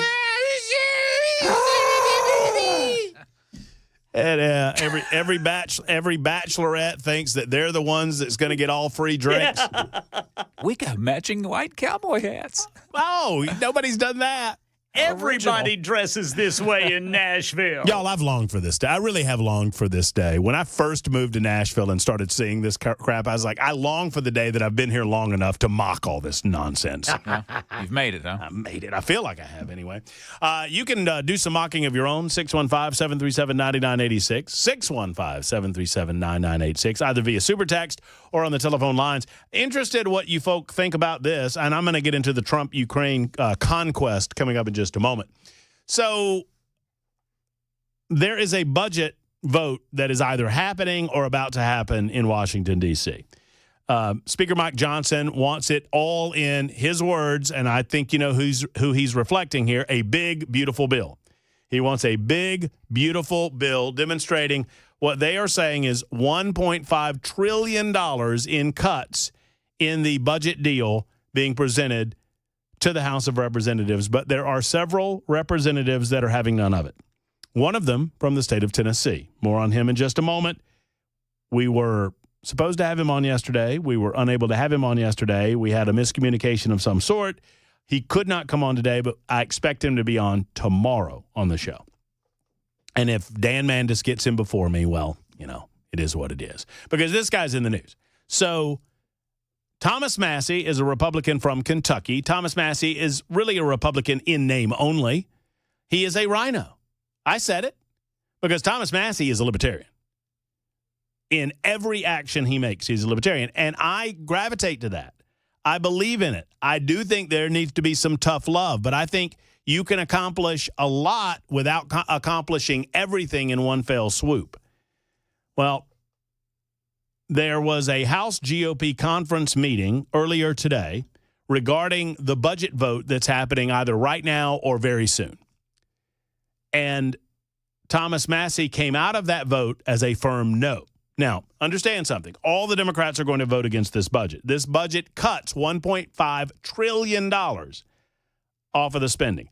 It also cuts, I think, $4 trillion in taxes. And so you got to balance that, you know, whatever.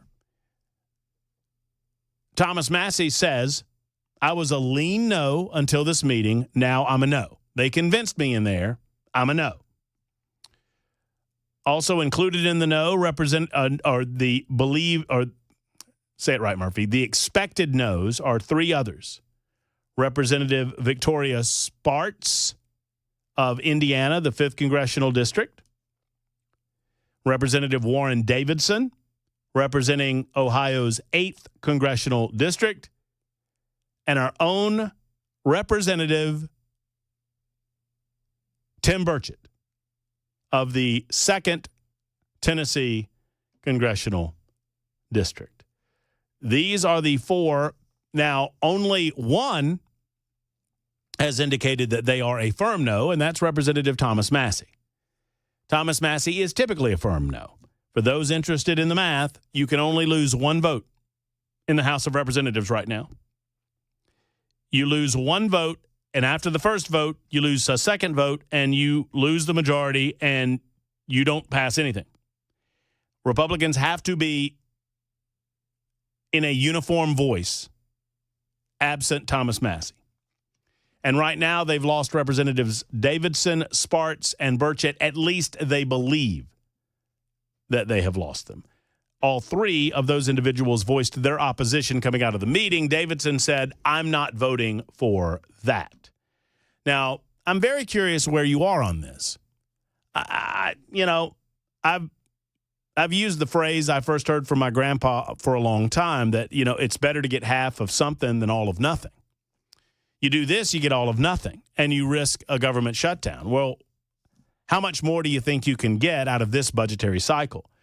One would suggest you get these budgets done. Now, understand, these are budgets that should have been done last September, and we haven't had them done. We have not actually passed a budget on time, I want to say in 13 or 15 years, something like that. It's been a long time.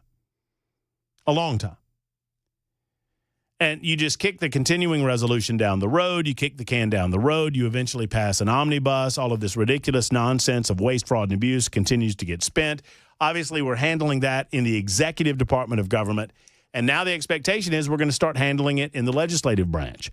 This cuts $1.5 trillion out of that budgetary process.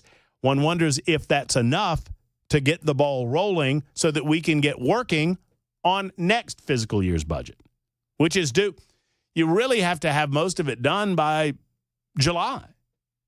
Because if you don't get it done by July, you have August recess, and then, before you know it, you're butting up against the fiscal year, and there's threats of government shutdowns, and, well, similar to what we have going on right now. I'm curious where you are on this. If you believe, as Thomas Massie does, that you have to stand on your principles, and principles alone. I don't begrudge the man his principles, but sometimes his inflexibility can be frustrating because I think it prevents that progressing in that journey. And I don't begrudge him where he is on this, and I understand the perspective that, you're not going to get there until you start taking leaps. But the suggestion is, well, your way prevents any step toward the right direction, much less leaps toward the right direction. Now, I'm getting a variety of opinion on Super Text line. Dave writes in and says, if Burchett's against this, then something's got to be wrong. He's solid. I agree with you. And we will be talking to Representative Burchett, if not today, then tomorrow. I don't think we have him today because of the flexibility of budget votes, and they're worried about him having to vote. Ray said Massie is anti-Trump. I'm about done with Burchett, too. Tim Burchett's probably too busy on liberal Cuomo's show. Well, maybe. Chris says, who in their right mind would peddle a tavern and kill their buzz? Oh, that was a previous conversation we were having. That's what I say. I'd never get on one of those things. Aren't they motorized? Yeah, they don't require can be. They have batteries. Yeah, it's a little battery powered. I mean, but that's supposedly part of the fun. I guess so. Supposedly. Yeah. I mean, you know what it reminds me of? It reminds me of those restaurants that you go in and you cook your own food. Mm-hmm. Yeah. I mean, like. It's kind of why I went to a restaurant. I kind of went to a restaurant. Yeah. I could do this at home for a lot cheaper. Why? Yeah. Oh, no, this is part of the fun. It's an experience. I mean, and you look, I mean, okay, I guess. I mean, just hold our meat over flame. Nah, not for me. So we have that budgetary fight in front of us. Let's talk to Joe in Cumberland City, who's got a thought on government workers. Hello, Joe. Hello, Matt. How you doing? I'm great, Joe. You caught me on the right day because I've committed to be turning over a new leaf. I'm going to be nice to everybody. Yeah, I heard that. Well, I had a comment to make. I really want Trump and the whole Doge thing to be extremely successful. I've worked for the government for the last 20 years and was in the military for 22 prior to that. So I understand 100%. So, but the one thing that, Trump had mentioned when they asked him about the email, Trump had mentioned, hey, we just want to know if people are showing up. Well, there's a database that they've been doing for at least 20 years. They can look at that one database and it will show when people were at work, what percentage of people were at work, and that would be a great starting point because they could actually identify all the people all the way down. Hey, cut 2% from this because over the last 10 years, you constantly had 10% of your people out of work. And that database is very accurate. It's filled out every 2 weeks and checked by multiple echelons. Well, and I think part of the process, I mean, he first says, hey, if anybody wants to resign, this is your opportunity. Let us know you want to resign. Let us know you want to leave your post. We'll pay you until, September, whatever.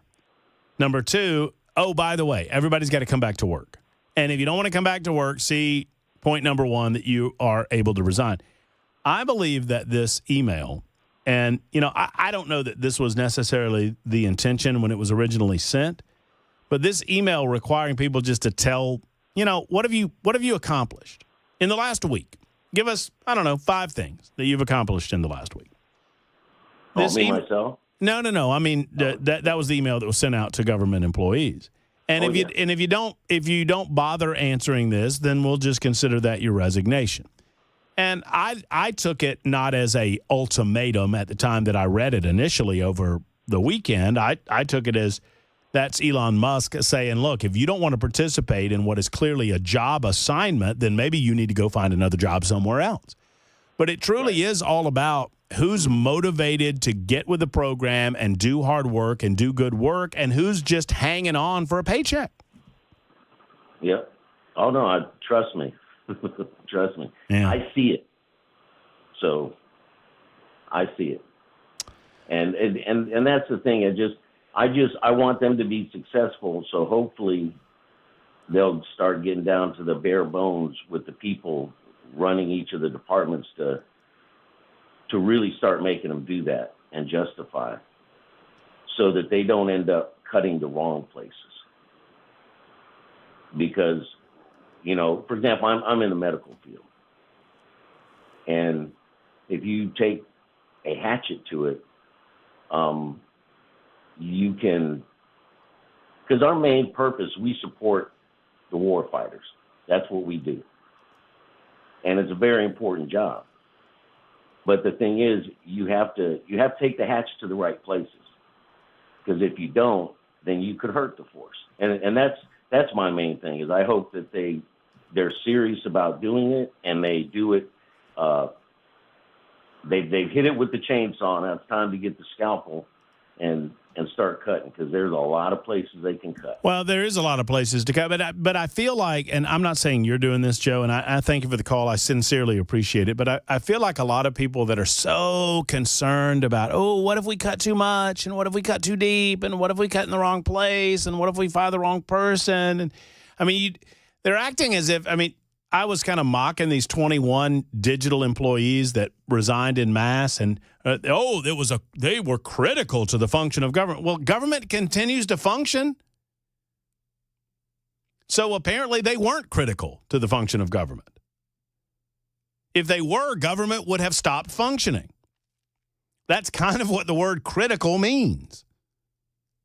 If you are critical, gasoline is critical to the function of my automobile. If I do not have any gasoline, my automobile is not going to function. Battery power last night was critical to the function of Ken Weaver's car. He had no battery power. His car would not function. I provided some auxiliary battery power. Presto bango, his car functioned again. So I hear that, and I hear what you're saying, and I understand that we don't want to, but this suggestion that there are these tell me what these places are. I mean, I'm genuinely curious. Where are these places that, boy, if you take the wrong step or you make the wrong decision or you cut the wrong thing, then it's going to totally blow up? I mean, I suppose there are some. I don't even with our nuclear arsenal, we have so much damn redundancy. Rightly so. We ought to have redundancy. I mean, you don't want the whole process is designed to prevent one guy from being able to do any of this. So if you lose one guy, you're not going to be prevented from doing any of this. In any level of government, there's redundancy. I just feel like it's a lot of blather to prevent the effort that's going on. We get ourselves so close to this forest, we need to back up and understand what is the goal? What is the point of all of this? Do I understand that we don't need to cut critical infrastructure or infrastructure? I won't use the word, the C word. Well, yeah. I mean, I don't want to cut our military to the point that it damages our ability to engage. But I don't believe that's what's going on. I don't even think we're even close. And frankly, we got to cut a lot of fat in order to even find out where the muscle and the bone begins. And I don't think we're close to that either. I think people are howling because they don't want any of this happening. They just want to go back to the way that it was because this is too difficult. Well, the way that it was driving us into a socialist ditch. 24 minutes after the hour on Super Talk 99.7 WTN. Before we get out of this hour, I promise I'm going to talk about Rachel Maddow. That fellow's very upset about MSNBC. We'll talk about that next.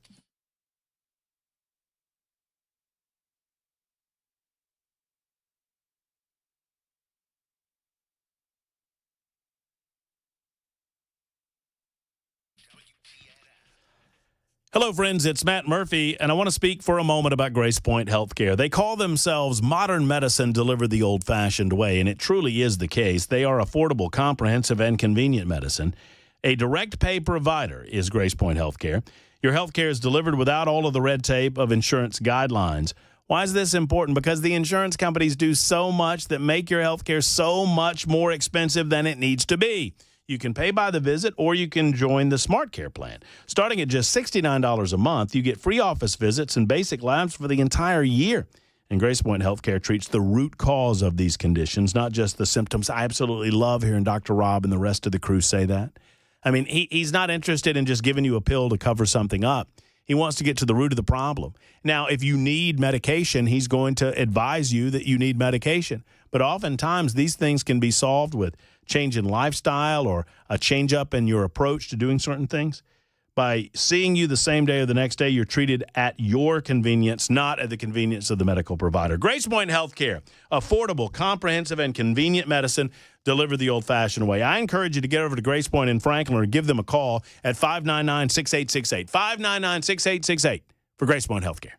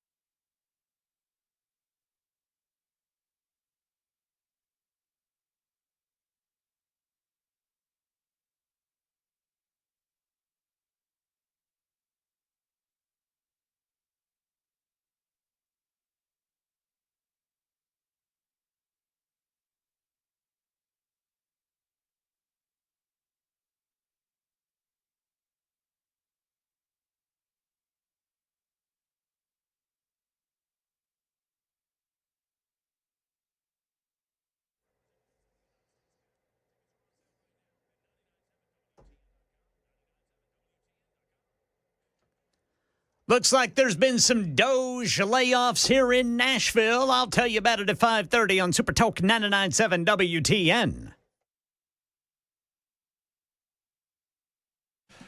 There's a representative from the state of Florida by the name of Maxwell Frost who does not have the emotional maturity to be in the halls of Congress. And I'm going to share with you an audio example of what I'm talking about in just a moment. He continued to, there are certain rules of decorum that these official bodies abide by. We didn't have those rules of decorum before about 4 o'clock today. And now we do. And now we're going to be respectful. Wow. All right. And I'm going to be, I've been good since I promised, haven't I? Mostly. Yeah. Maybe mostly. Well, you've caught yourself a couple of times. Okay, sure. That's fair. I mean, after 25 years of doing it one way. It's understandable. Obviously it's going to take a minute. But you will not believe this audio is absolutely delicious. It's from some dude by the name of Representative Maxwell Frost. He is a younger representative, 28 years of age, out of the state of Florida. And he continued to refer to Donald Trump as the grifter in chief, which is against the rules of decorum in the House. And so he continuously was interrupted by the chairman, Representative Comer, and he advised him to revise and amend his remarks, and the dude wouldn't do it. And so they kicked him out of the committee. That's one way to get sent home early. I mean, I guess whatever way to get you on television, I don't know if your constituents, they dig that or what. We'll get to Ruby and Mark. I'll be nice to both of those folks. I'll be nice to this guy, too. His name's Ken Weaver, and it's time for the news on Super Talk 99.7 WTN.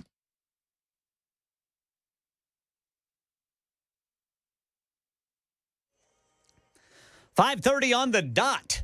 I'm Ken Weaver with your top stories. Full forecast and traffic in 5 minutes. Got a Doge update here in Tennessee. News 2 says some staff with Nashville's Veterans Affairs System have been dismissed. A spokesperson for the VA Tennessee Valley Healthcare System telling News 2 it was a small number of probationary staff dismissed this month, and it will have no negative effect on veteran health care, benefits, or other services, and would allow the VA to focus more effectively on its core mission of serving veterans, families, caregivers, and survivors. Right now in Tennessee, state lawmakers debating a constitutional amendment that would deny bail for some suspects charged with violent crimes. Channel 4's Stacey Cameron says while the House is expected to pass it with no trouble, the battle is in the Senate. This bill would allow judges to deny bail for certain criminals charged with violent crimes like capital murder, second-degree murder, aggravated child rape, terrorism, and grave torture. Now, there is some bipartisan support for this bill. It's been proposed by Republican leadership in both the House and the Senate. As you mentioned, it's already flown through the House Judiciary Committee by a vote of 7-2, but the bail industry, who's fighting this, plans its last stand here in this hearing today. If approved by the General Assembly, the issue would go to a statewide vote. Reports out of Europe say that Ukraine has agreed to a mineral deal with the U.S. Several media outlets say a Ukrainian official says President Volodymyr Zelensky will be traveling to Washington, D.C. on Friday. And there was a close call at Chicago Midway Airport today. As a Southwest flight from Omaha was touching down on the runway at Midway Airport, a business jet crossed in front of it. The Southwest pilots, right as the wheels were about to touch the runway, pushed the throttles up and took off. Heard on liveatc.net. Southwest 2504 going around. 2504, roger that, maintain 3000. Air traffic controllers could be heard telling the business jet not to cross the runway, but it did anyway. The two planes came within about 2,000 feet of each other. The NTSB and FAA are investigating. That's Alex Stone and the latest news, traffic and weather next. I'm Ken Weaver, WTN News.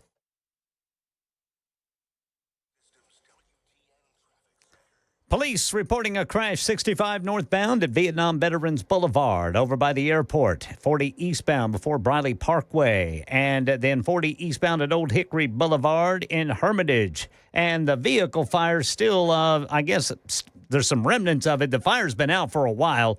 TDOT says that it's still there on the right shoulder, 40 westbound near Dixon-Williamson County line. Traffic every 10 minutes every morning on Super Talk 99.7 WTN.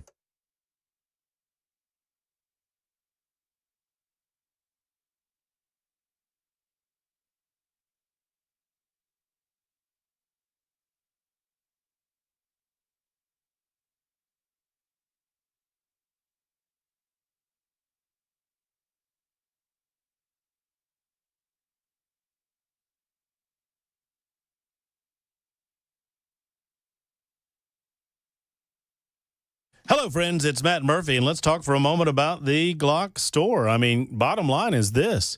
You've got just a few days left. I mean, this week is left to get that 2-for-1 special on your Shoot 270 opportunity at the Glock store. And they are great at that Shoot 270 area. I mean, let me tell you.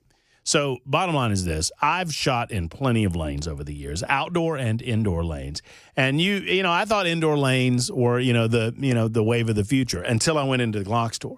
And when I went into the Glock store, I found out the true wave of the future. And it's these two Shoot 270 rooms. Now, they could do it the other way, and they could probably pack a lot more people in. And that's not Lenny McGill's vision. His vision was to create an environment by which you get a better opportunity to become a better and more proficient shooter with every visit to the Glock store. And right now, you can have a personal private trainer, and your loved one can as well. And it will only cost you for one. That's right, a 2-for-1 special for the entire month of February. It is a private shooting experience. They will tailor the session specific to your current level of expertise. 2 shooters for the price of 1. Book it over the next several days. Mention my name all February long. My place to train, your place to train is the one and only Glock store. They're minutes away from the airport, worth the drive from anywhere. See the beautiful retail space and see the Shoot 270 rooms at the Glock store.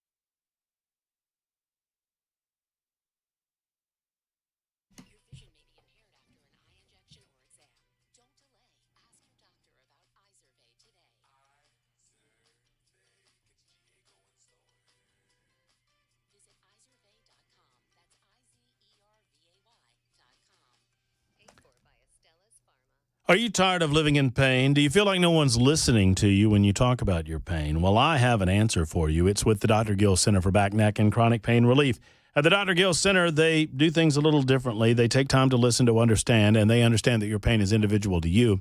And that's why their diagnosis and their remedy should be individual to you as well. What if your pain was gone? You can imagine the possibilities. I knew that I couldn't golf anymore when I came to Nashville. Sadly, I was in too much pain, debilitating pain in my lower back. Now that pain is mostly gone. I'll live with a certain level of pain for the rest of my life, just how I abused my back in my early years. But the Dr. Gill Center has taken me off the pills. They've taken me away from the concept of pain blockers, and they certainly have taken me away from the idea of surgery on my back. Don't settle for a clinic that doesn't listen to you. Go to the Dr. Gill Center for Back, Neck, and Chronic Pain Relief. You can go to callmepainfree.com online today, callmepainfree.com, or 615-882-4838, 882-4838 for the Dr. Gill Center.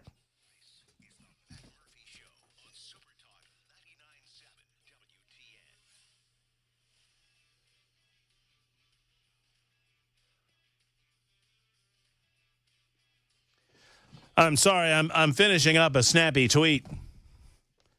Oh, yeah. Multitasker, right? Murphy's multitasking in here. Well, that's the way to go, Brother Murphy. This snappy tweet is to our good friend D. Cameron Smith of the Tennessean, who's with us on these Wednesdays. Yeah, where's he at? It's Tuesday. It's Tuesday. No, it's all good. Never mind. I'll tell you what it was once I've finished. Side note, I'll give you 10,000. This is the last of the tweet I was writing. Side note, I'll give you $10,000 if you can name me the head of USDS under Biden without looking it up. So this is the $10,000. And watch. So let's see how honest Cameron is, because I know he can't name it without looking it up. So apparently they were playing a game of gotcha. with and I'm gonna play this clip. Let's see how quick the X machine works. I know we've got nincompoops coming up. I got a great nincompoop today. Me too. Do you? Yeah, I do. Uh-oh. What about you, Weber? Yeah, mine's all right. That means Weber's probably winning today. So here, the Caroline Leavitt, the media is trying to play a game of gotcha, right? Because Elon Musk is not technically an agent of the government. He's not technically employed by the government, but he has been called the head of Doge. And as a result, they're like, really? Oh, so he's the administrator? He's the head? And they're like, well, no, technically it's Donald Trump. Well, Donald Trump's the head of Doge. No, Donald Trump's president. Donald Trump can't be the head of. Who's the head of Doge? Who's the head of Doge? Who's the administrator of Doge? And they're playing this game of gotcha with the White House, and it came to a little bit of a head today, and this is how the exchange sounded. Thanks, Caroline. I wanted to ask about a federal judge yesterday was saying that they didn't know who the Doge administrator was and was asking the lawyer for the administration who it was, and the lawyer responded, I don't know the answer to that. Can you tell us who the administrator of Doge is? Again, I've been asked and answered this question. Elon Musk is overseeing Doge. There are No, Elon Musk is a special government employee, which I've also been asked and have answered that question as well. There are career officials at Doge. There are political appointees at Doge. I'm not going to reveal the name of that individual from this podium. I'm happy to follow up and provide that to you. But we've been incredibly transparent about the way that Doge is working. John. Now, what do you think about that? You think she just didn't know off the top of her head? Or she didn't want to say? I mean, I just genuinely, I don't know the answer. I get the feeling that she didn't know off the top of her head. That's kind of what I would lean to. Yeah. And because she said, embedded in the answer, you kind of hear her say. An employee, which I've also been asked and have answered that question as well. There are career officials at Doge. There are political appointees at Doge. I'm not going to reveal the name of that individual from this podium. I'm happy to follow up and provide that to you. I mean, if she follows up and provides that to the media, then the media is immediately going to announce the name. So I feel like she was just saying she didn't know. I mean, without saying she didn't know. Yeah. One way or the other, they're trying to play this trap game where Musk is in charge, but he's not officially the administrator, and the media is trying to play this. They're trying to sideline us on this. And so our good buddy Cameron took exception with the answer, saying, help me out here. How is this transparency in government? Well, I said Donald Trump's the head of Doge. Next question. And Cameron responded, said, it's not, though. This information is and should be public record. It's not classified to the best of my knowledge. I wrote, I don't really know why she wouldn't answer. I expect we will eventually get one. I think the media is trap laying with Musk. The bottom line, I don't really care who the administrator is. Do you? Side note, I'll give you $10,000 if you can name the head of the United States Digital Service under Biden without looking it up. I would do that with any of these knuckleheads in that media center. None of them know who the digital services head was, and they don't care who the one is now. All they want to do is find the next person to go after. All they want to do is try to lay a trap suggesting that Elon Musk isn't allowed to do what he's doing. It's infuriating. And I expect, once again, that Caroline Leavitt just didn't know. And when you say, I'm not going to give you that name from this podium, but I'll do it later, what I would have liked to have heard is, I don't have the name at my fingertips. I've got 1 billion people working for the government right now. We're trying to pare that down a little bit. Elon Musk is doing a good job of that, so it is what it is. It's 43 after the hour. Rudy and Mark, hang in there. You know what we got to do at this time every day. It's called Nincompoop, say the news.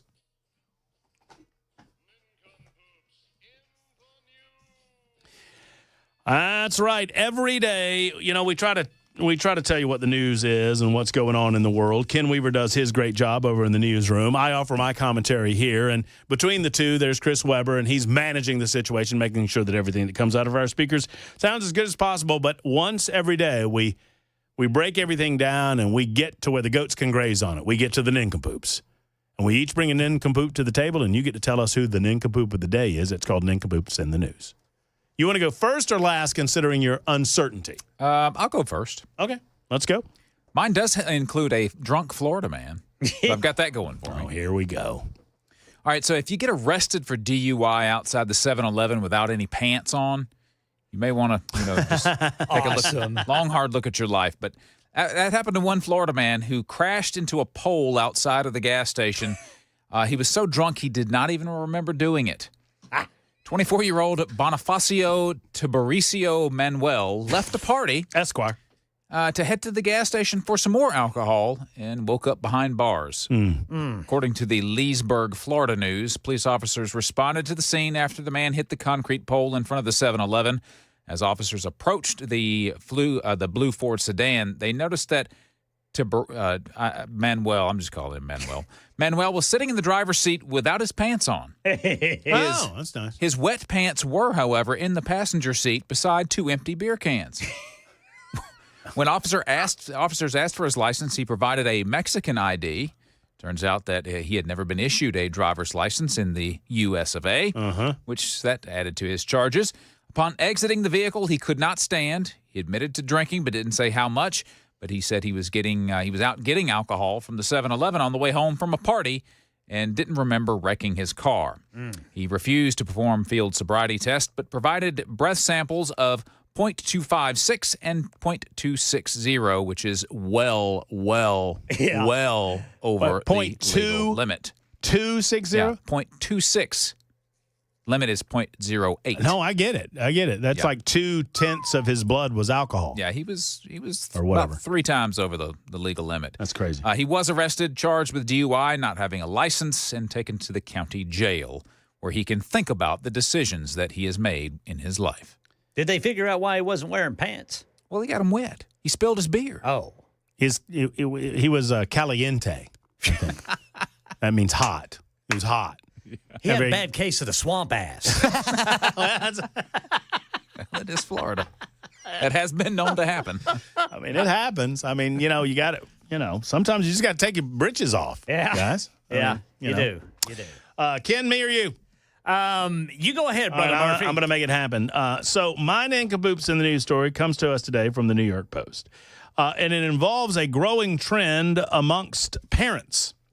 It was identified by an interesting source, Kylie Kelsey, who is the wife of former Philadelphia Eagle Jason Kelce. As a mom of 3 with a 4th on the way, Kylie Kelsey has been to quite a few children's birthday parties in her time. She also has a blog or a podcast or something or another. And that's when she was talking about this new trend amongst parents with young children.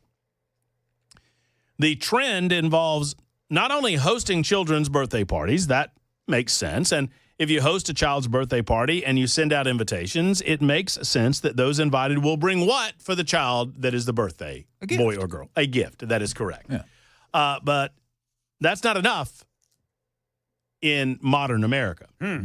According to this growing trend that became that went to Kylie's radar screen, parents are now not only expecting presents for the birthday boy or girl, but they also require party guests to bring gifts for the child's siblings. What? That's what I said. That's very astute. That's what I said.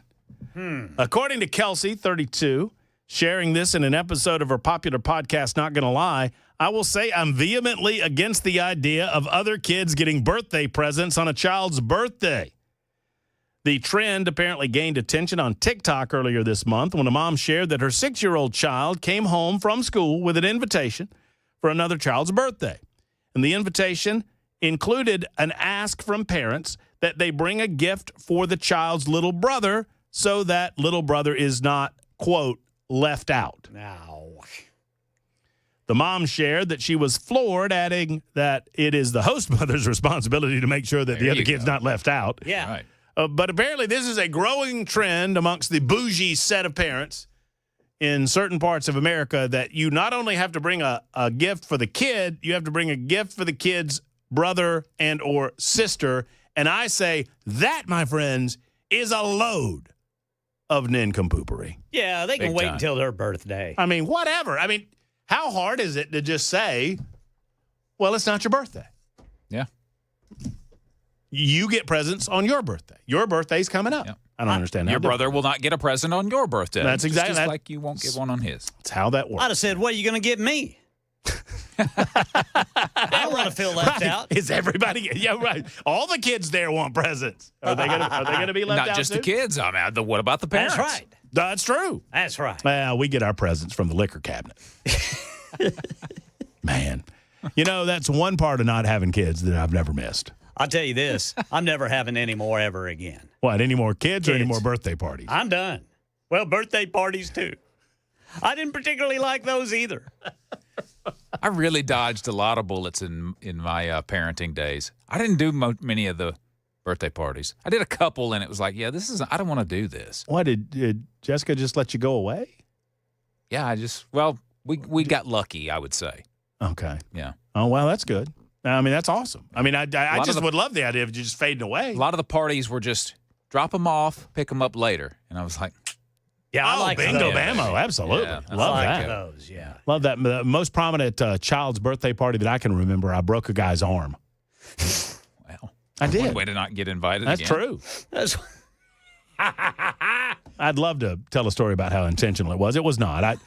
Happy birthday. Well, Grandpa Shelton, and then, I broke an old man's arm. I was like 10. I was 9 or 10. Wait, this wasn't your birthday, was it? No, it was Kelly Shelton's birthday party. Oh. And it was at the roller rink. It was at Red Wing Rollerway.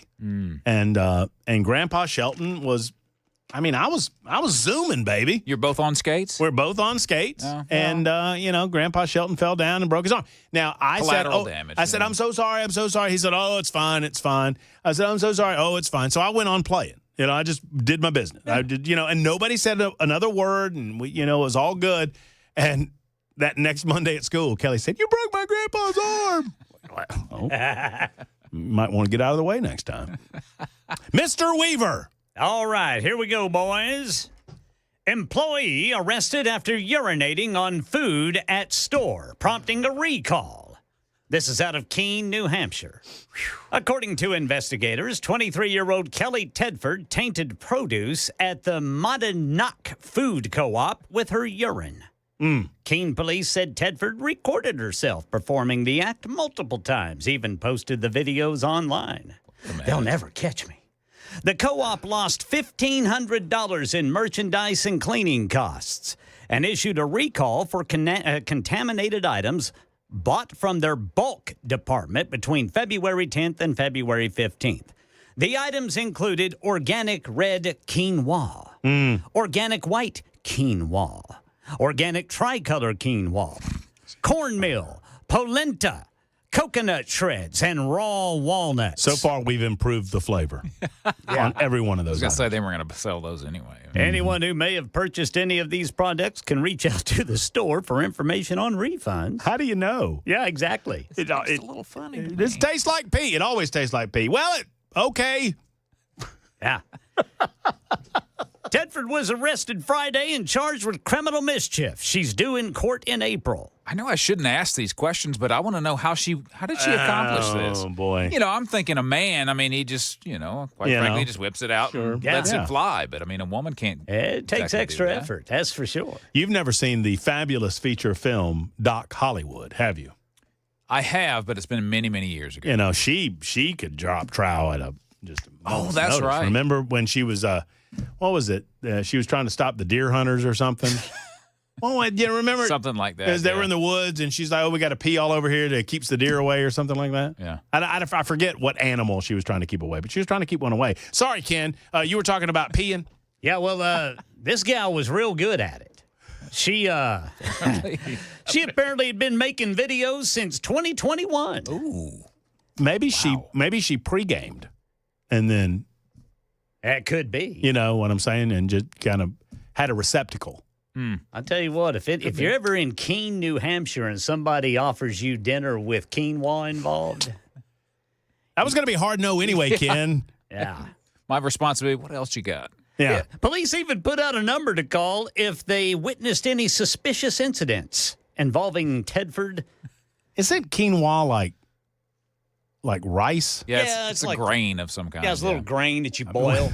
Make it soggy? Yeah. Yeah. I mean, who knows? Maybe she was improving the taste. I think based on that reaction for Ken, I might vote for Ken today. He went, 23-year-old Kelly Tedford out there messing up organic quinoa. Boy, she's a nincompoop. Vote right now. Nincompoops in the news. 615-737. That's how we do it. 737-9986. Let me get the phone number out. All right, Rudy is on the road. Mark's on the road as well. I'll get to y'all in just a moment, but we need to do this. News is coming up. It's the Matt Murphy Show. One more hour to go. Super Talk 99.7 WTN.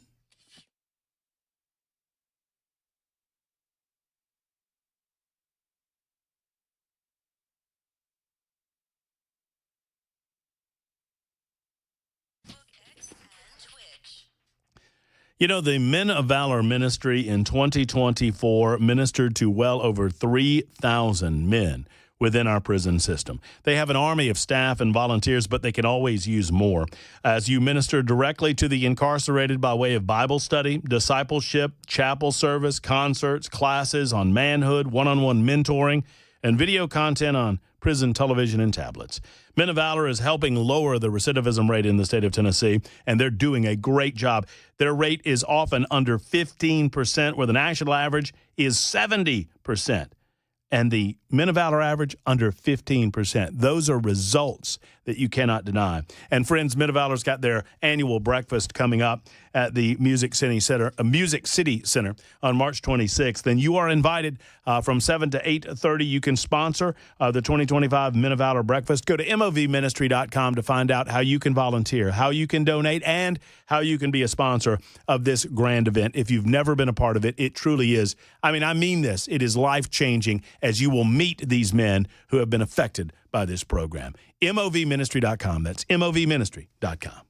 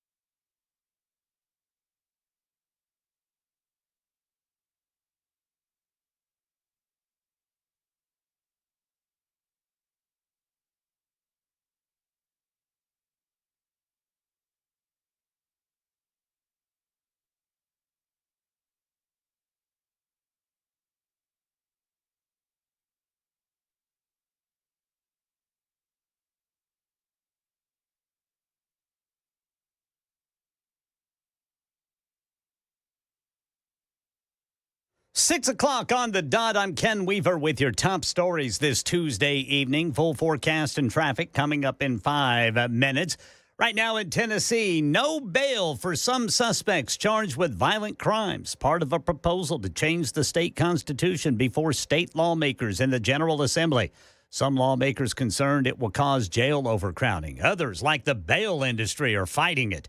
But others who are in favor of it, who testified at yesterday's hearings, that's today's hearings, I should say the benefit outweighs any cost. At the end of the day, there is no shortage of examples that can be pointed to of people being needlessly victimized by defendants who we had every reason to believe would continue to commit crimes if set free. So if this passes the General Assembly, it would then go to voters, possibly as soon as this fall. A Missouri woman hopes for leniency after entering a deal with prosecutors in a plot to sell Graceland. Lisa Janine Finley pleaded guilty in court today in Memphis. Authorities say she claimed Elvis Presley's daughter, Lisa Marie, borrowed $3.8 million from a bogus private lender and put up Graceland as collateral before she died in 2023. Finley then threatened to sell Graceland to the highest bidder if Presley's family didn't pay a $2.85 million settlement. Well, a judge stopped the sale after Presley's granddaughter, Riley Keough, sued, blowing up the scam. Tennessee's drag show ban upheld after the U.S. Supreme Court declined to hear an appeal to strike it down. Tennessee Attorney General Jonathan Skrmetti said the SCOTUS decision was a big win for Tennessee, and he tells WTN's Matt Murphy. Yeah, so the law says you can't have sexually explicit performances in front of kids. That's the gist of the law. That's all there is to it. And there's been a lot of litigation trying to argue things that the law doesn't say, but the law is very clear. It is the Adult Entertainment Act, and it protects kids from adult-oriented performances. This specific case that was denied involved a Memphis-based LGBTQ plus theater company. Governor Bill Lee and other Tennessee Republicans arguing that these performances, when in public, are harmful to children. Ukraine and the United States have agreed to terms on a deal related to critical minerals and other resources, according to a senior Ukrainian official. This official also telling ABC News President Volodymyr Zelensky plans to visit Washington, D.C. on Friday. Reports say Israeli warplanes struck a town south of Syria's capital today. The target's a couple of military positions south of Damascus. And more than 1,000 musicians are putting out a record to protest plans to change AI laws in the UK, but you'll likely never hear it. A new album featuring 1,000 British musicians, including Kate Bush, Annie Lennox, and Cat Stevens, that sounds like this. The album of Silence, released this week, is a protest against proposed changes to British artificial intelligence laws, including letting AI models train on copyrighted materials. The album's filled with the sound of empty performance spaces. Major artists like Elton John and Paul McCartney have spoken out against the plan, saying if this passes, it will undermine creative industries across the UK. That's the latest news. Traffic and weather next. I'm Ken Weaver, WTN News.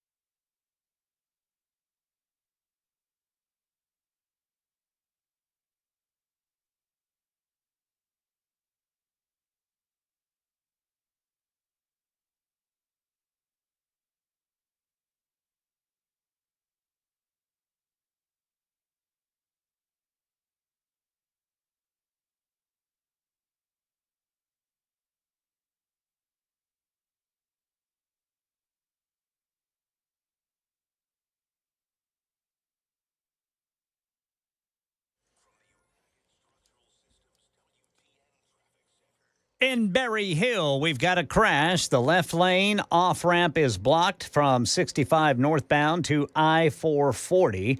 And then an injury accident right over there in Belmont. That's Belmont Boulevard, Kirkwood Avenue. We've got Nolensville Pike at I-440. Murfreesboro got a crash reported 24 westbound near New Salem Highway. That's exit 80. And then closer to Nashville in Bellevue, got a crash 40 westbound after Bellevue Highway 70 South, exit 196. Traffic every 10 minutes every morning on Super Talk 99.7 WTN.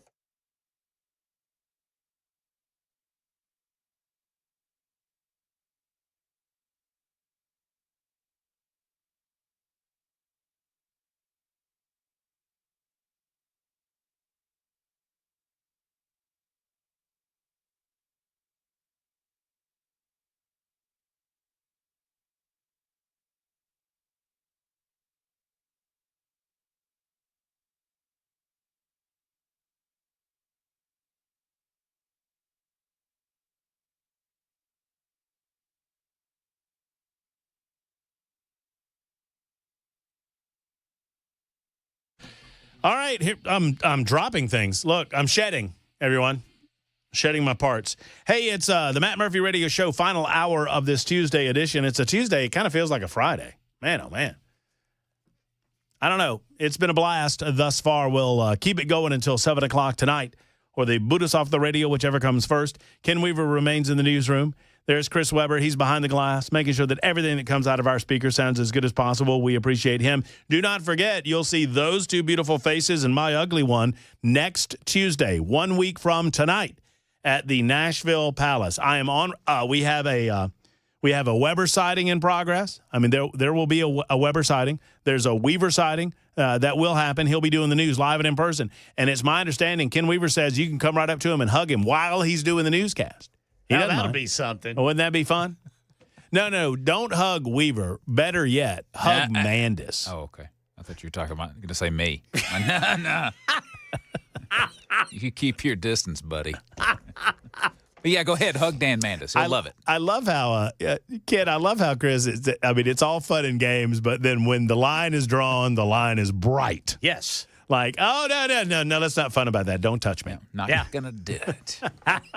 But Mandis will be there. Chris Hand will be there. Chad Benson will be there. Brian Wilson will be there. Joan Jones will be there. Chris Weber will be there. Ken Weaver will be there. Matt Murphy will be there. The singing barber will be there. Yeah. Noah Peters has agreed to cut my hair live and in person at the Nashville Palace. Excellent. And we have not asked the Nashville Palace. It's probably for the best. We have also not asked the people that are providing the buffet. But if I have to go outside, we'll go outside. I mean, that's the deal, right? If they tell us we can't do it, then we'll go somewhere else. Yeah. One way or the other, the singing barber is with us Friday afternoon at 6 o'clock. He apparently is a big hit, and it has like a million or some Instagram followers. So I'm a little bit worried because if we get less than capacity at Nashville Palace, Matt Murphy gets a haircut, which I need.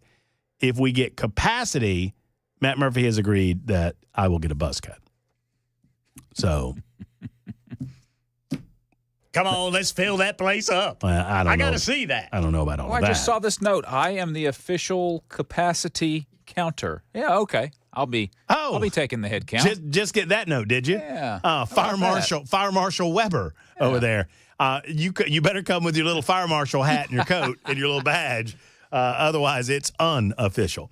I'll tell you who is official. It's the State Director of Americans for Prosperity, Tennessee. Her name is Tori Venable, and she joins us in studio. You know, we have focused rightly so on a lot of activity going on in Washington, D.C., but believe it or not, the General Assembly is in session, and you got to hold on to your wallets when that's going on, and Americans for Prosperity is a great resource in keeping us up to date with what is happening. She joins us in studio. Hello, ma'am. How are you? Hello, Matt. Thank you so much for having me. It's always a pleasure.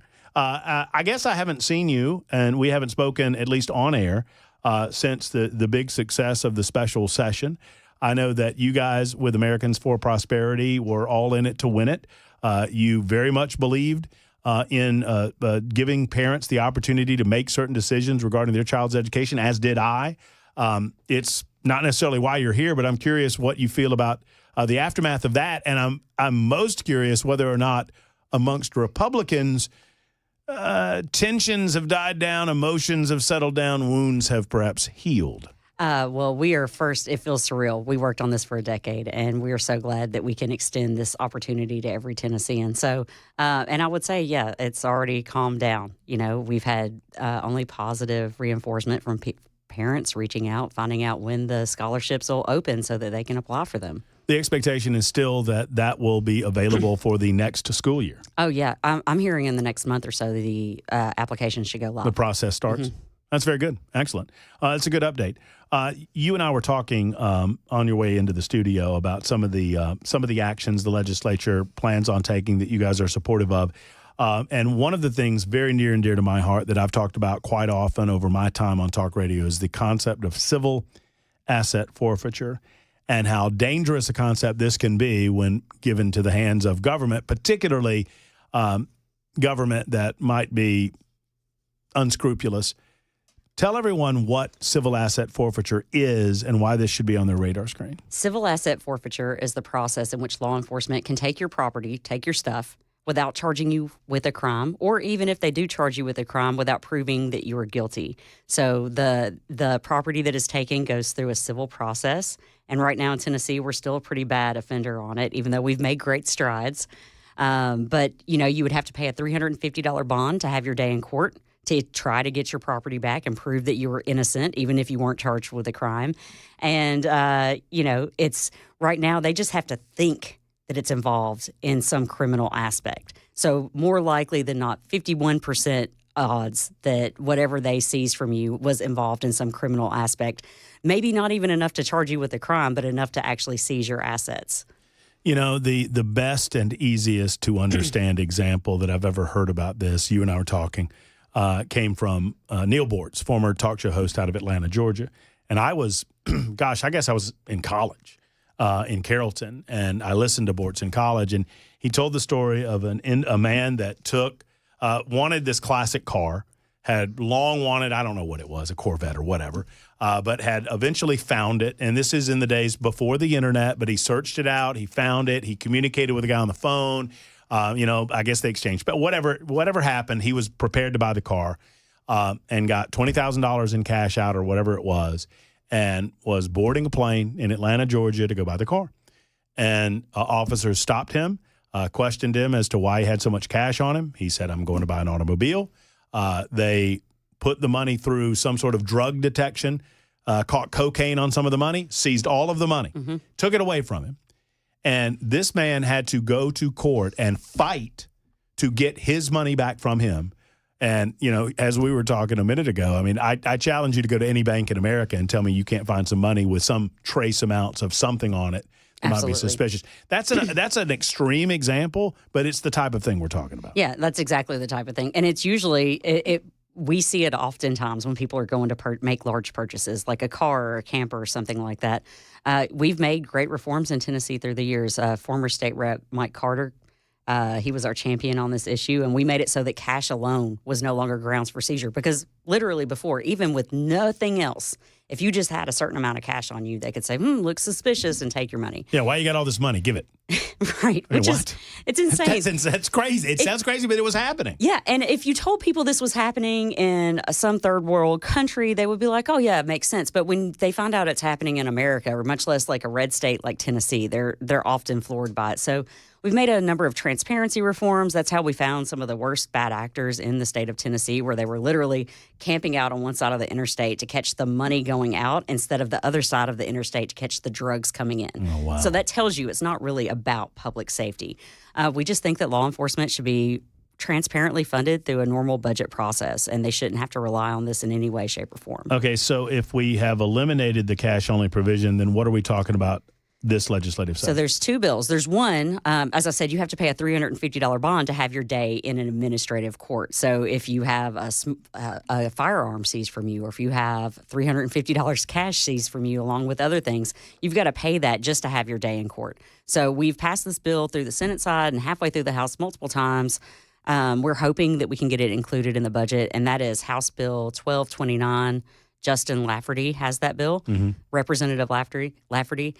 So we've got the votes in criminal sub that'll be up tomorrow. And then it'll move on to the full Judiciary Committee, and it's also moving in Senate Judiciary very soon. So what would it specifically do? It would get rid of the bond. So if you you don't have to pay the $350. Yeah. So if if your assets were seized through civil asset forfeiture, you could still go through the process to get your assets back, but you wouldn't have to pay the $350 bond to get a day in court. Well, and it makes sense. I mean, particularly if you've not been found to be doing it. I mean, and obviously we're not talking about people who are doing illegal things. Right. If you're doing illegal things, then whatever illegal activity you're going to do is going to right. We support criminal asset forfeiture. We support the asset forfeiture after you've been convicted in a criminal court of law. Like that we would support that. That doesn't violate anyone's constitutional rights. But the problem is we have people that have not been convicted and people that in some cases haven't even been charged that are having their assets seized. Do we feel, I don't want to, assign nefarious reasons why. I mean, I'm just trying to figure out why we've allowed this to go on for the length of time that we've allowed it to go on. Can I tell you the thing I hear the most? Tool in the toolkit. Well, what does that mean? Tool in the toolkit. Well, it's just a tool that law enforcement is able to use. Let's just let law enforcement search the trunk of your car anytime they want. Well, that's what they say. Right? You know what I'm saying? I mean, the civil asset forfeiture is just, as 4524 notes, this civil asset segment is total bunk. Oh no, this is against, I like this 25 or 4524. The civil asset segment is bunk. The drug dealers are cheering. How do you respond to that? I mean, the drug dealers are cheering. They should be arresting them and charging them with crimes. Mm-hmm. Absolutely. And you could still seize as part of a law enforcement operation. If someone is caught with something, they can still seize it. We just don't think they should have to forfeit. Anyone should forfeit their property until they've been convicted. Sure. I mean, so this would preclude the ability for law enforcement to do so until and unless there is a conviction. And if that happens, then you can seize whatever you want, in my opinion. I mean, ultimately, we would like to get to where a civil asset forfeiture runs alongside a criminal case so that if there's anything that's seized, that it would then be forfeited after they are convicted in a court of law, which is beyond a reasonable doubt. The other bill that we're supporting moves it from preponderance of evidence, which is, like I said, is more likely than not, 51% odds that you had something to do criminally, to clear and convincing, which is, 75, 80%. Well, and what I would say to 50 or to 4524, what I would say to those that are a little confused, the concept of our judicial system is predicated on the idea that we presume an individual to be innocent and the state has to prove an individual's guilt. That's correct. Civil asset forfeiture presumes guilt, and it takes your property based on that presumption, and it forces you to go to court in order to prove your innocence, not the other way around. This is why I am functionally against it. Yeah. And I mean, it presumes your property is guilty because they can't actually charge the person, or they're not even charging the person. And we think that, if you really want to get after drug dealers, you want to get after that, they need to be seizing and they need to be convicting them in a court of law and not just seizing assets.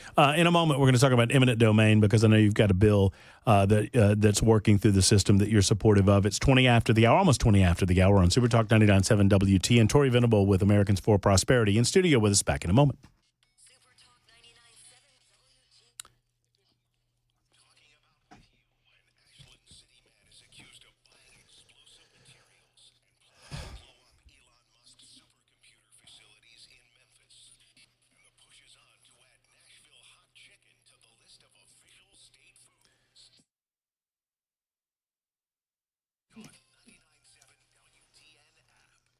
I got in the car today, and I turned my AC. Did y'all turn your AC on? You got AC in the car?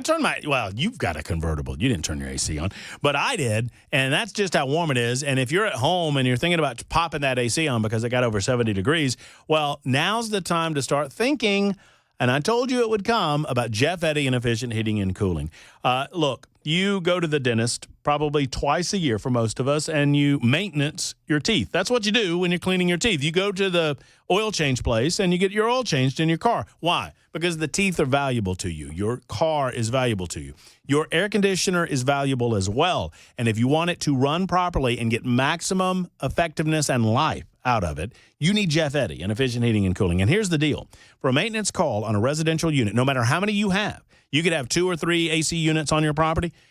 $125 is the cap. That's the max. Oftentimes, it is much less than that, depending on where you are in the community, et cetera. So call Jeff Eddy, an Efficient Heating and Cooling, and let him schedule your maintenance appointment on your AC today. Plus, it's going to improve the health of your family because you're not smelling the dust and the dander and the nasty that comes out of the unit after being off for the last 6 months or so. $125 is the max. And don't forget, they're an Elite Pro partner with Rheem when it comes time to replace. 615-784-4424, 784-4424, or go to efficienthvac.net.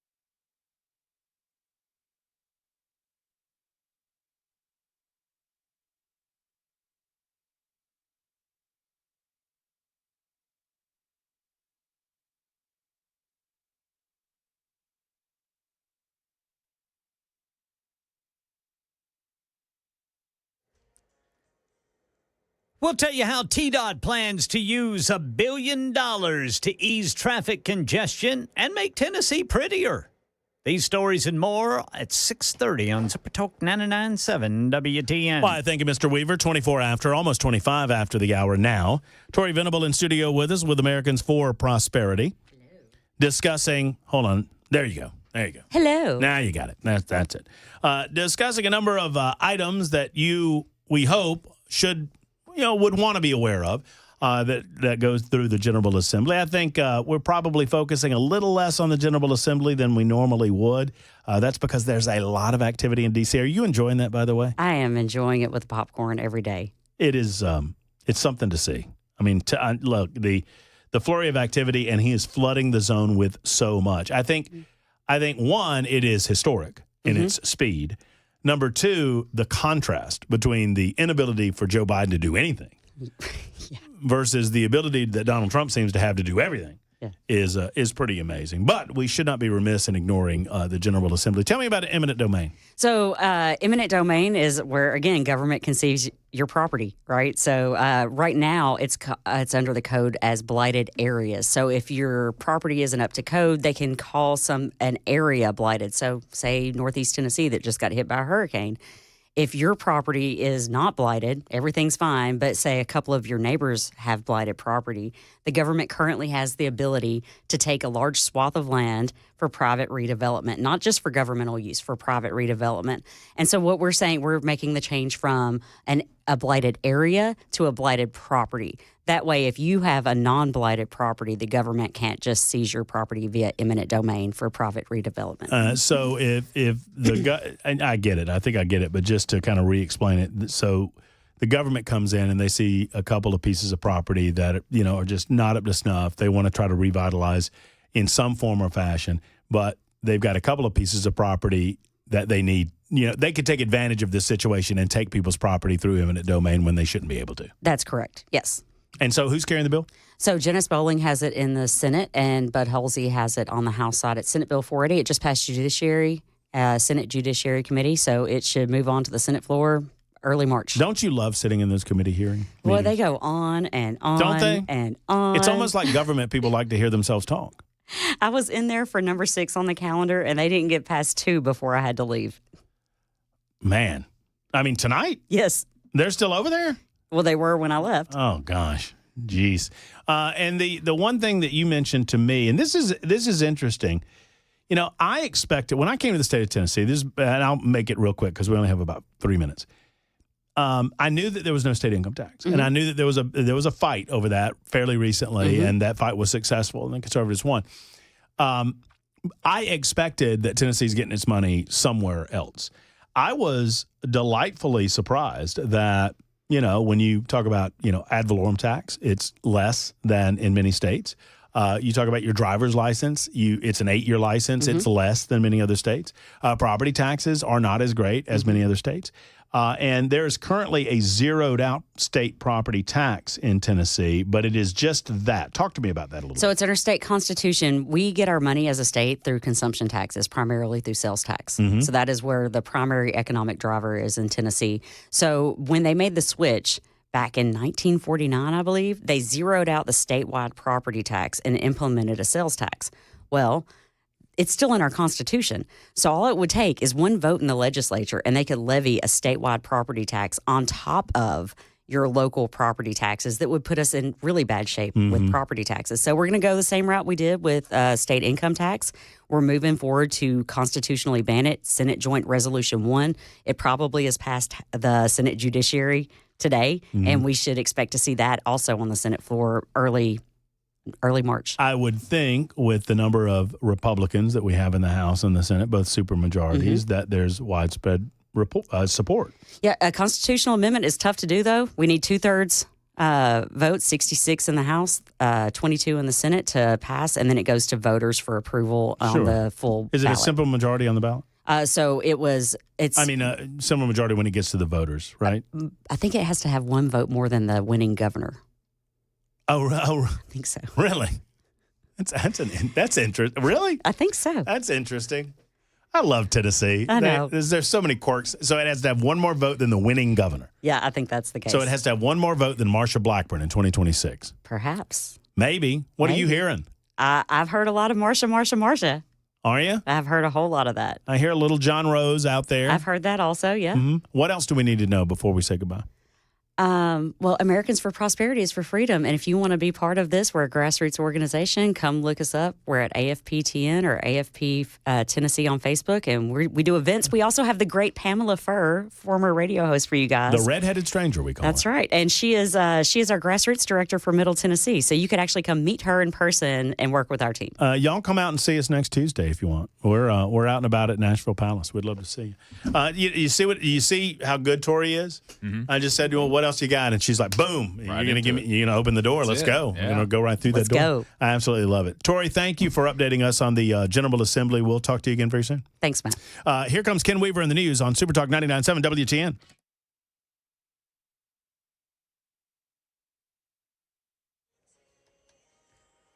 6:30 on the dot.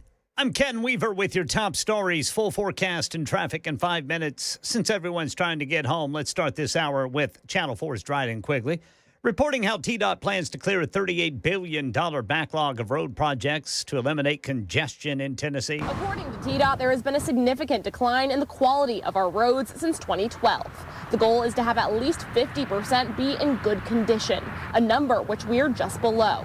They also said only 6% of bridges in a state should be in poor condition. We are at 4%, and that number is rising. Drivers in Nashville say they notice and something needs to be done. Yeah, $1.1 billion in the proposed budget, $80 million each year after for TDOT would go toward repairing roads and bridges, adding more mowing and litter crews, and more of those yellow TDOT help trucks in rural areas of the state. Money News, here's Michelle Franzen. Consumer concerns about the economy, inflation, and tariffs weighed on Wall Street, which ended the day mixed. The Dow added 160 points, the Nasdaq lost 261, and the S&P gave up 28 points. The S&P has now logged 4 consecutive losing sessions.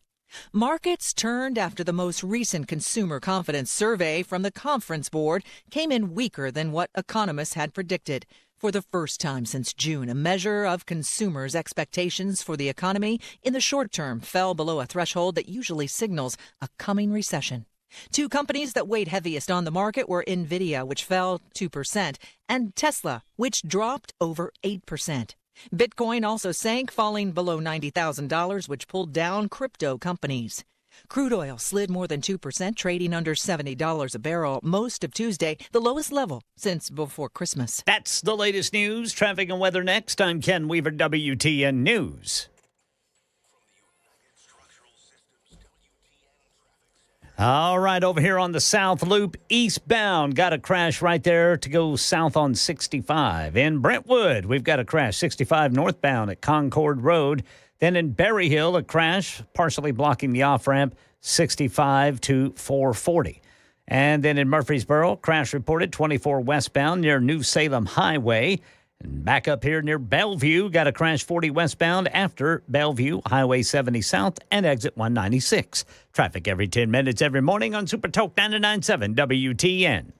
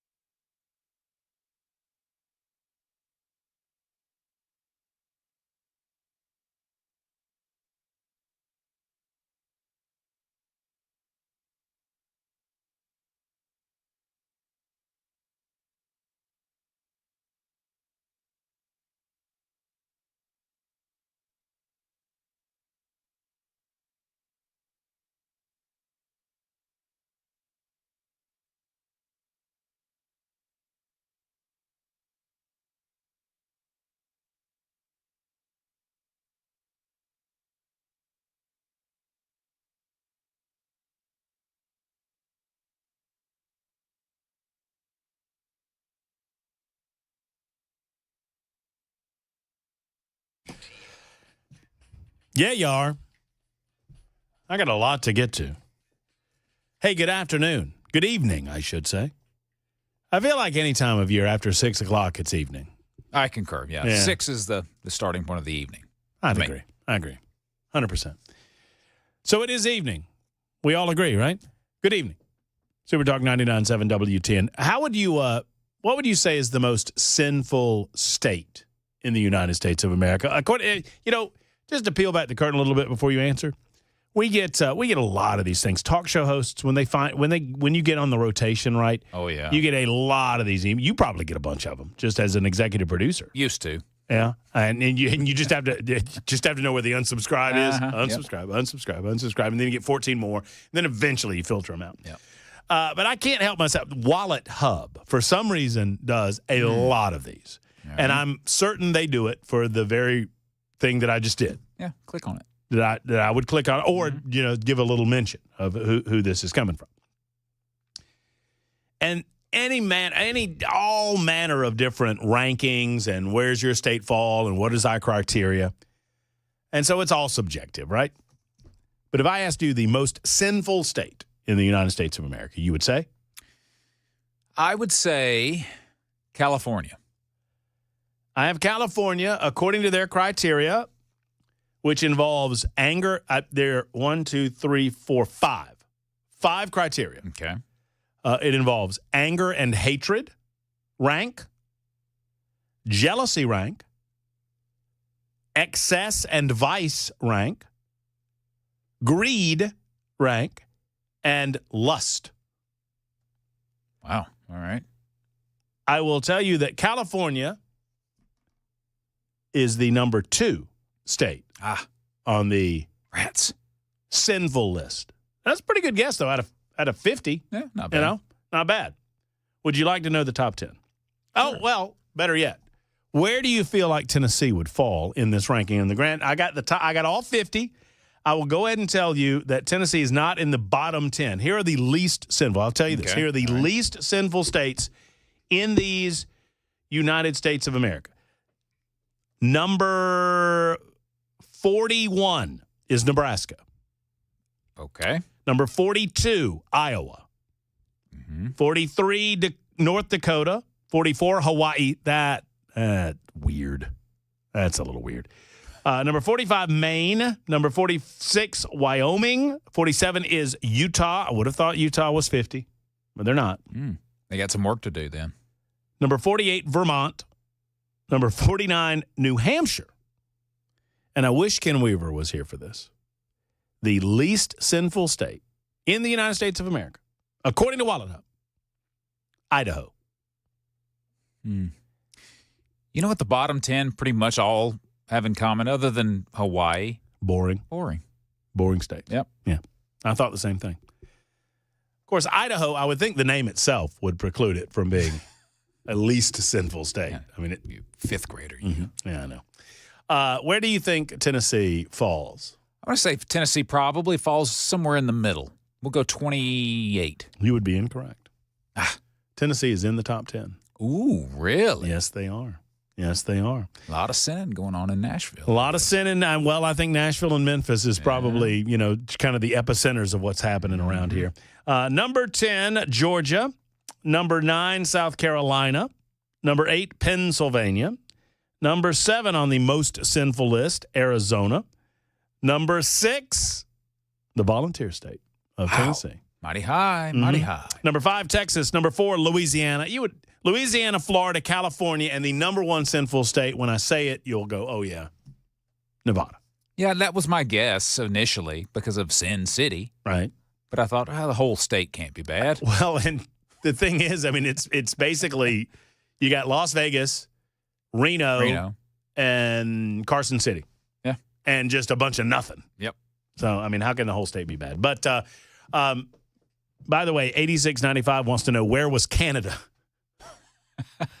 I think this It'll is be in next year's. Yeah, that's right. This was done just before Canada became our 51st state. Rachel Maddow is very, very angry at her employers, and she wants you to know all about it. An even bigger programming change is at 7 p.m. 7 p.m. Eastern where Joy Reid's show, The ReidOut, ended tonight. And Joy is not taking a different job in the network. She is leaving the network altogether. And that is very, very, very hard to take. I am 51 years old. I have been gainfully employed since I was 12. And I have had so many different kinds of jobs, you wouldn't believe me if I told you. But I don't think I would believe anything Rachel Maddow told me if she told me. I've been, but I'll give her the benefit of the doubt on the 12-year-old thing. I mean, I started working with my grandpa when I was 11, and he would pay me money to hand him wrenches. I didn't do it very well, and I worked with him until I was 15 and then started working at the peach packing shed. So I'll give you the benefit of the doubt.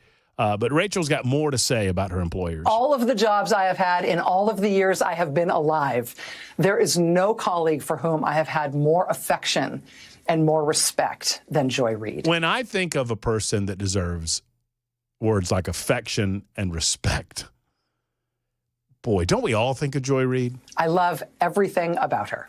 I have learned so much from her. I have so much more to learn from her. I do not want to lose her as a colleague here at MSNBC. And personally, I think it is a bad mistake to let her walk out the door. It is not my call, and I understand that, but that's what I think. I will tell you, it is also unnerving to see that on a network where we've got two non-white hosts in primetime, both of our non-white hosts in primetime are losing their shows, as is Katie Phang on the weekend. And that feels worse than bad, no matter who replaces them. That feels indefensible, and I do not defend it. She's out and out calling MSNBC racist, right? I thought she was going to say she's going to start identifying as Well, I mean, I suppose she could if she indeed wanted to. This is fascinating to me. So Rachel Maddow's very upset about Joy Reid losing her gig, and she out and out said, she didn't insinuate, well, the two non-white hosts. Now, she failed to mention that Joy Reid is being replaced by a black woman, a black man, and a Latino woman, a three-person panel that will be a part of that hour-long programming, 7 p.m. Eastern Time. She also did not mention that Joy Reid was a ratings and revenue disaster, an absolute disaster. I mean, the entire network is pretty much disastrous, but Joy Reid is particularly disastrous because not only is she completely off her rocker and irrational, she doesn't make good, cogent points. She's not very smart. I will say this, at the risk of sounding somewhat conciliatory, Rachel Maddow is at least intelligent. I disagree with, I have a lot of respect for Bill Maher. And some people will get mad at me for saying that. I do. Because I think Bill Maher is intellectually consistent and he's intelligent. I think he's wrong more than half the time, but he is consistent and he's intelligent. Rachel Maddow is intelligent. Joy Reid is not. And the ratings reflected on that. I don't understand why Rachel Maddow, however, would continue to take $25 million from a racist pig organization like MSNBC. I mean, based on her language and her position, if she had any moral compass whatsoever, based on what she said, she would quit. And if you believe her, there's no other defensible action. If you believe what she just said, that it is indefensible for MSNBC to fire the two non-white hosts, because you see, that's where liberals have gone in their analysis with all of this. You must look at color first and foremost when making any sort of hiring and firing decision.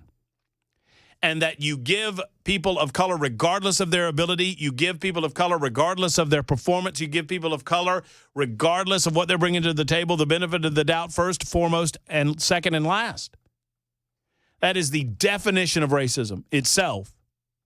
So she who calls MSNBC racist is being racist by saying that there could be no other reason other than the color of Joy Reid's skin as to why she would be fired. Said it was indefensible. Well, if MSNBC had a hair on their shiny white tuchus, they would fire Rachel Maddow. But they won't because they're afraid. If Rachel Maddow believed what she was saying, why in the world, as I put it on my social media platform, Why would Rachel Maddow continue to suck $25 million from the teat of the racist pig that is MSNBC? It doesn't make a lot of sense. That said, there are other options for Rachel that she apparently is not choosing to utilize. Rachel Maddow, if you don't know, was earning $30 million a year doing Monday through Friday. In 2022, I believe it was, she decided to pull back to 1 day a week, and she renegotiated her contract, and she took a hefty pay cut of $5 million. She reportedly makes somewhere, there's not definitive information, but she makes somewhere in the neighborhood of $20 to $25 million a year. Now, she's been doing 5 days a week. At the beginning, I guess she did it during the campaign, and she did it during the Trump administration's first 100 days, and she's going to pull back at some point to revert back to 2 days a week or 1 day a week or whatever. I don't watch, so I don't know. But I would think that if she's so upset and frustrated, and if she does not believe that this is ratings or revenue based, then why wouldn't she offer to give back some of the money to keep some of these people involved? She also went on to say it's not just Joy Reid, it's the people behind the scenes that are losing their job, and there's a lot of layoffs going on in MSNBC because it's a failed organization, by the way.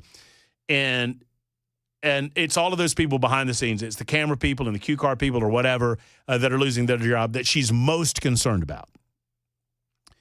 So she reportedly makes, let's say, $20 million a year. If she took a $5 million a year pay cut, she could save 25 jobs. $200,000 a year. That's 5 jobs per 1 million. That's 25 jobs. At $200,000 a year. Those are some well-paid camera operators. I mean, after all, she waxed so poetically about these people and how awful it is that they're losing their jobs, but she won't give up. Socialism is a concept that these people claim to believe in until it comes time to put money where your mouth is. And if you actually believed what you're saying, you would make these cuts for yourself, for your own personal salary. Because these are ratings and revenue-based cuts. And apparently, MSNBC is not getting enough of either from anybody on that network. And so they have to do something to continue to earn money, to continue to pay these exorbitant salaries being made by Rachel Maddow. But, of course, she doesn't mean any of this. It's all performative. She has to seem as if she is a woman of the people. If she was truly the socialist that she claims to be, she would not be reaping the benefits of the failures of others. To each according to their ability, or from each according to their ability, to each according to their need. I think that's what they say. It's 10 until the top of the hour on Super Talk.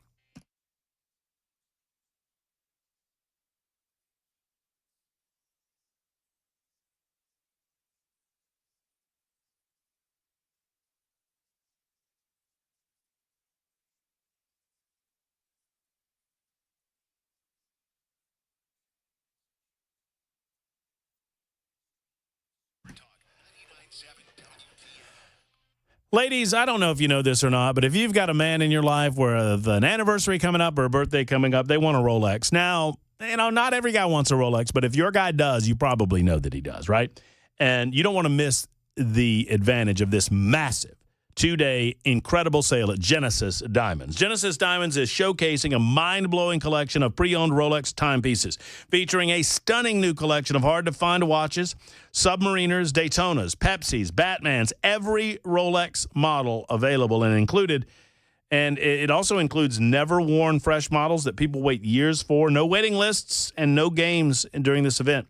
During the event, you can take advantage of the special pricing and up to 60 months zero-interest financing at the one and only Genesis Diamonds. And listen to this, with the purchase of any luxury pre-owned Rolex at this event, they're going to give you a pair of 3-carat lab-grown diamond stud earrings of the highest quality, absolutely free, just for purchasing that incredible pre-owned Rolex that the man in your life has always wanted. If you're already a Rolex owner, bring your old Rolex to trade, meet Genesis buyers on site, receive top dollar for your Rolex. Store details available for you while supplies last.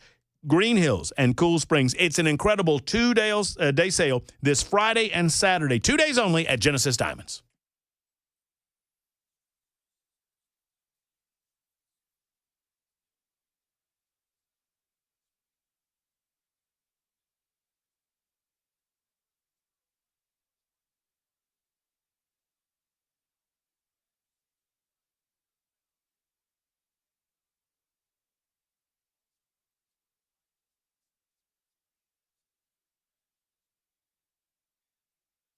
Did you know you're overpaying for your health and wellness products?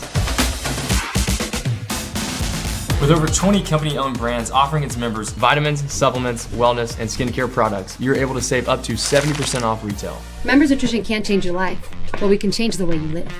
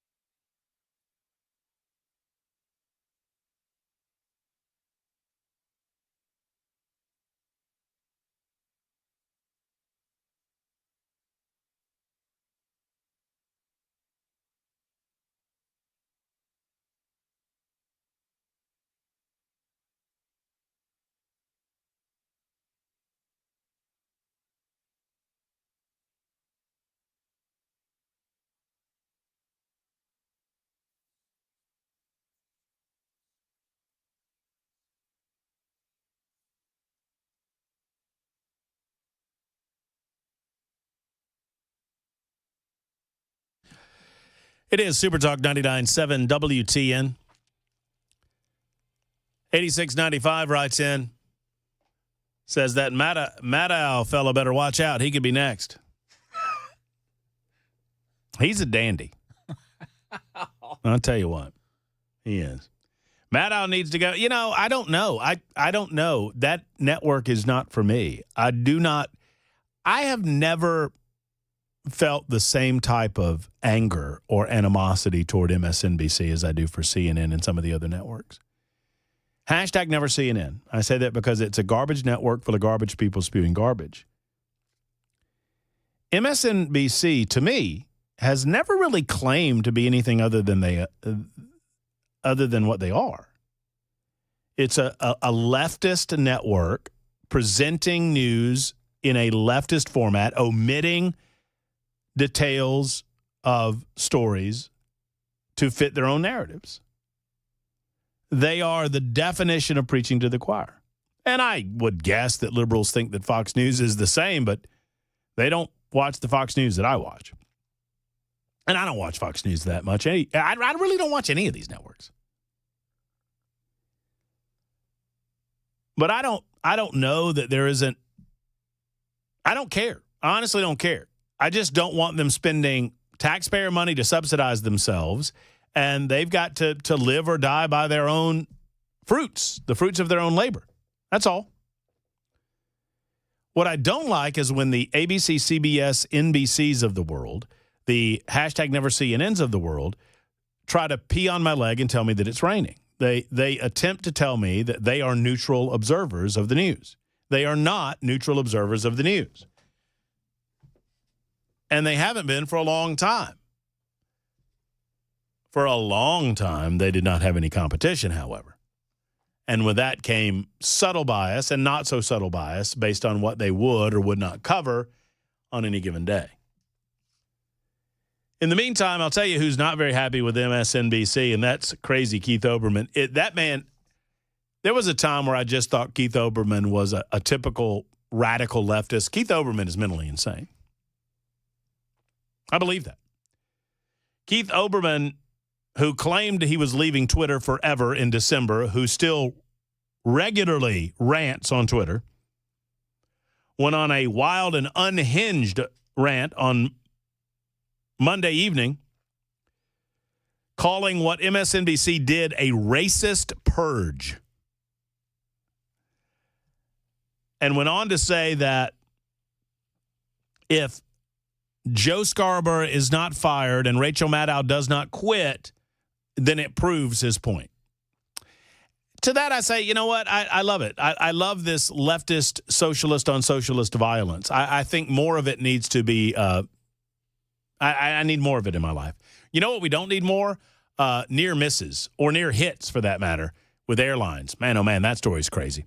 That's going to wrap it up for us. We are out of time, sadly. Could go another 3 hours. Mark Levin, however, has something to say about that. We'll see you tomorrow, folks. So long.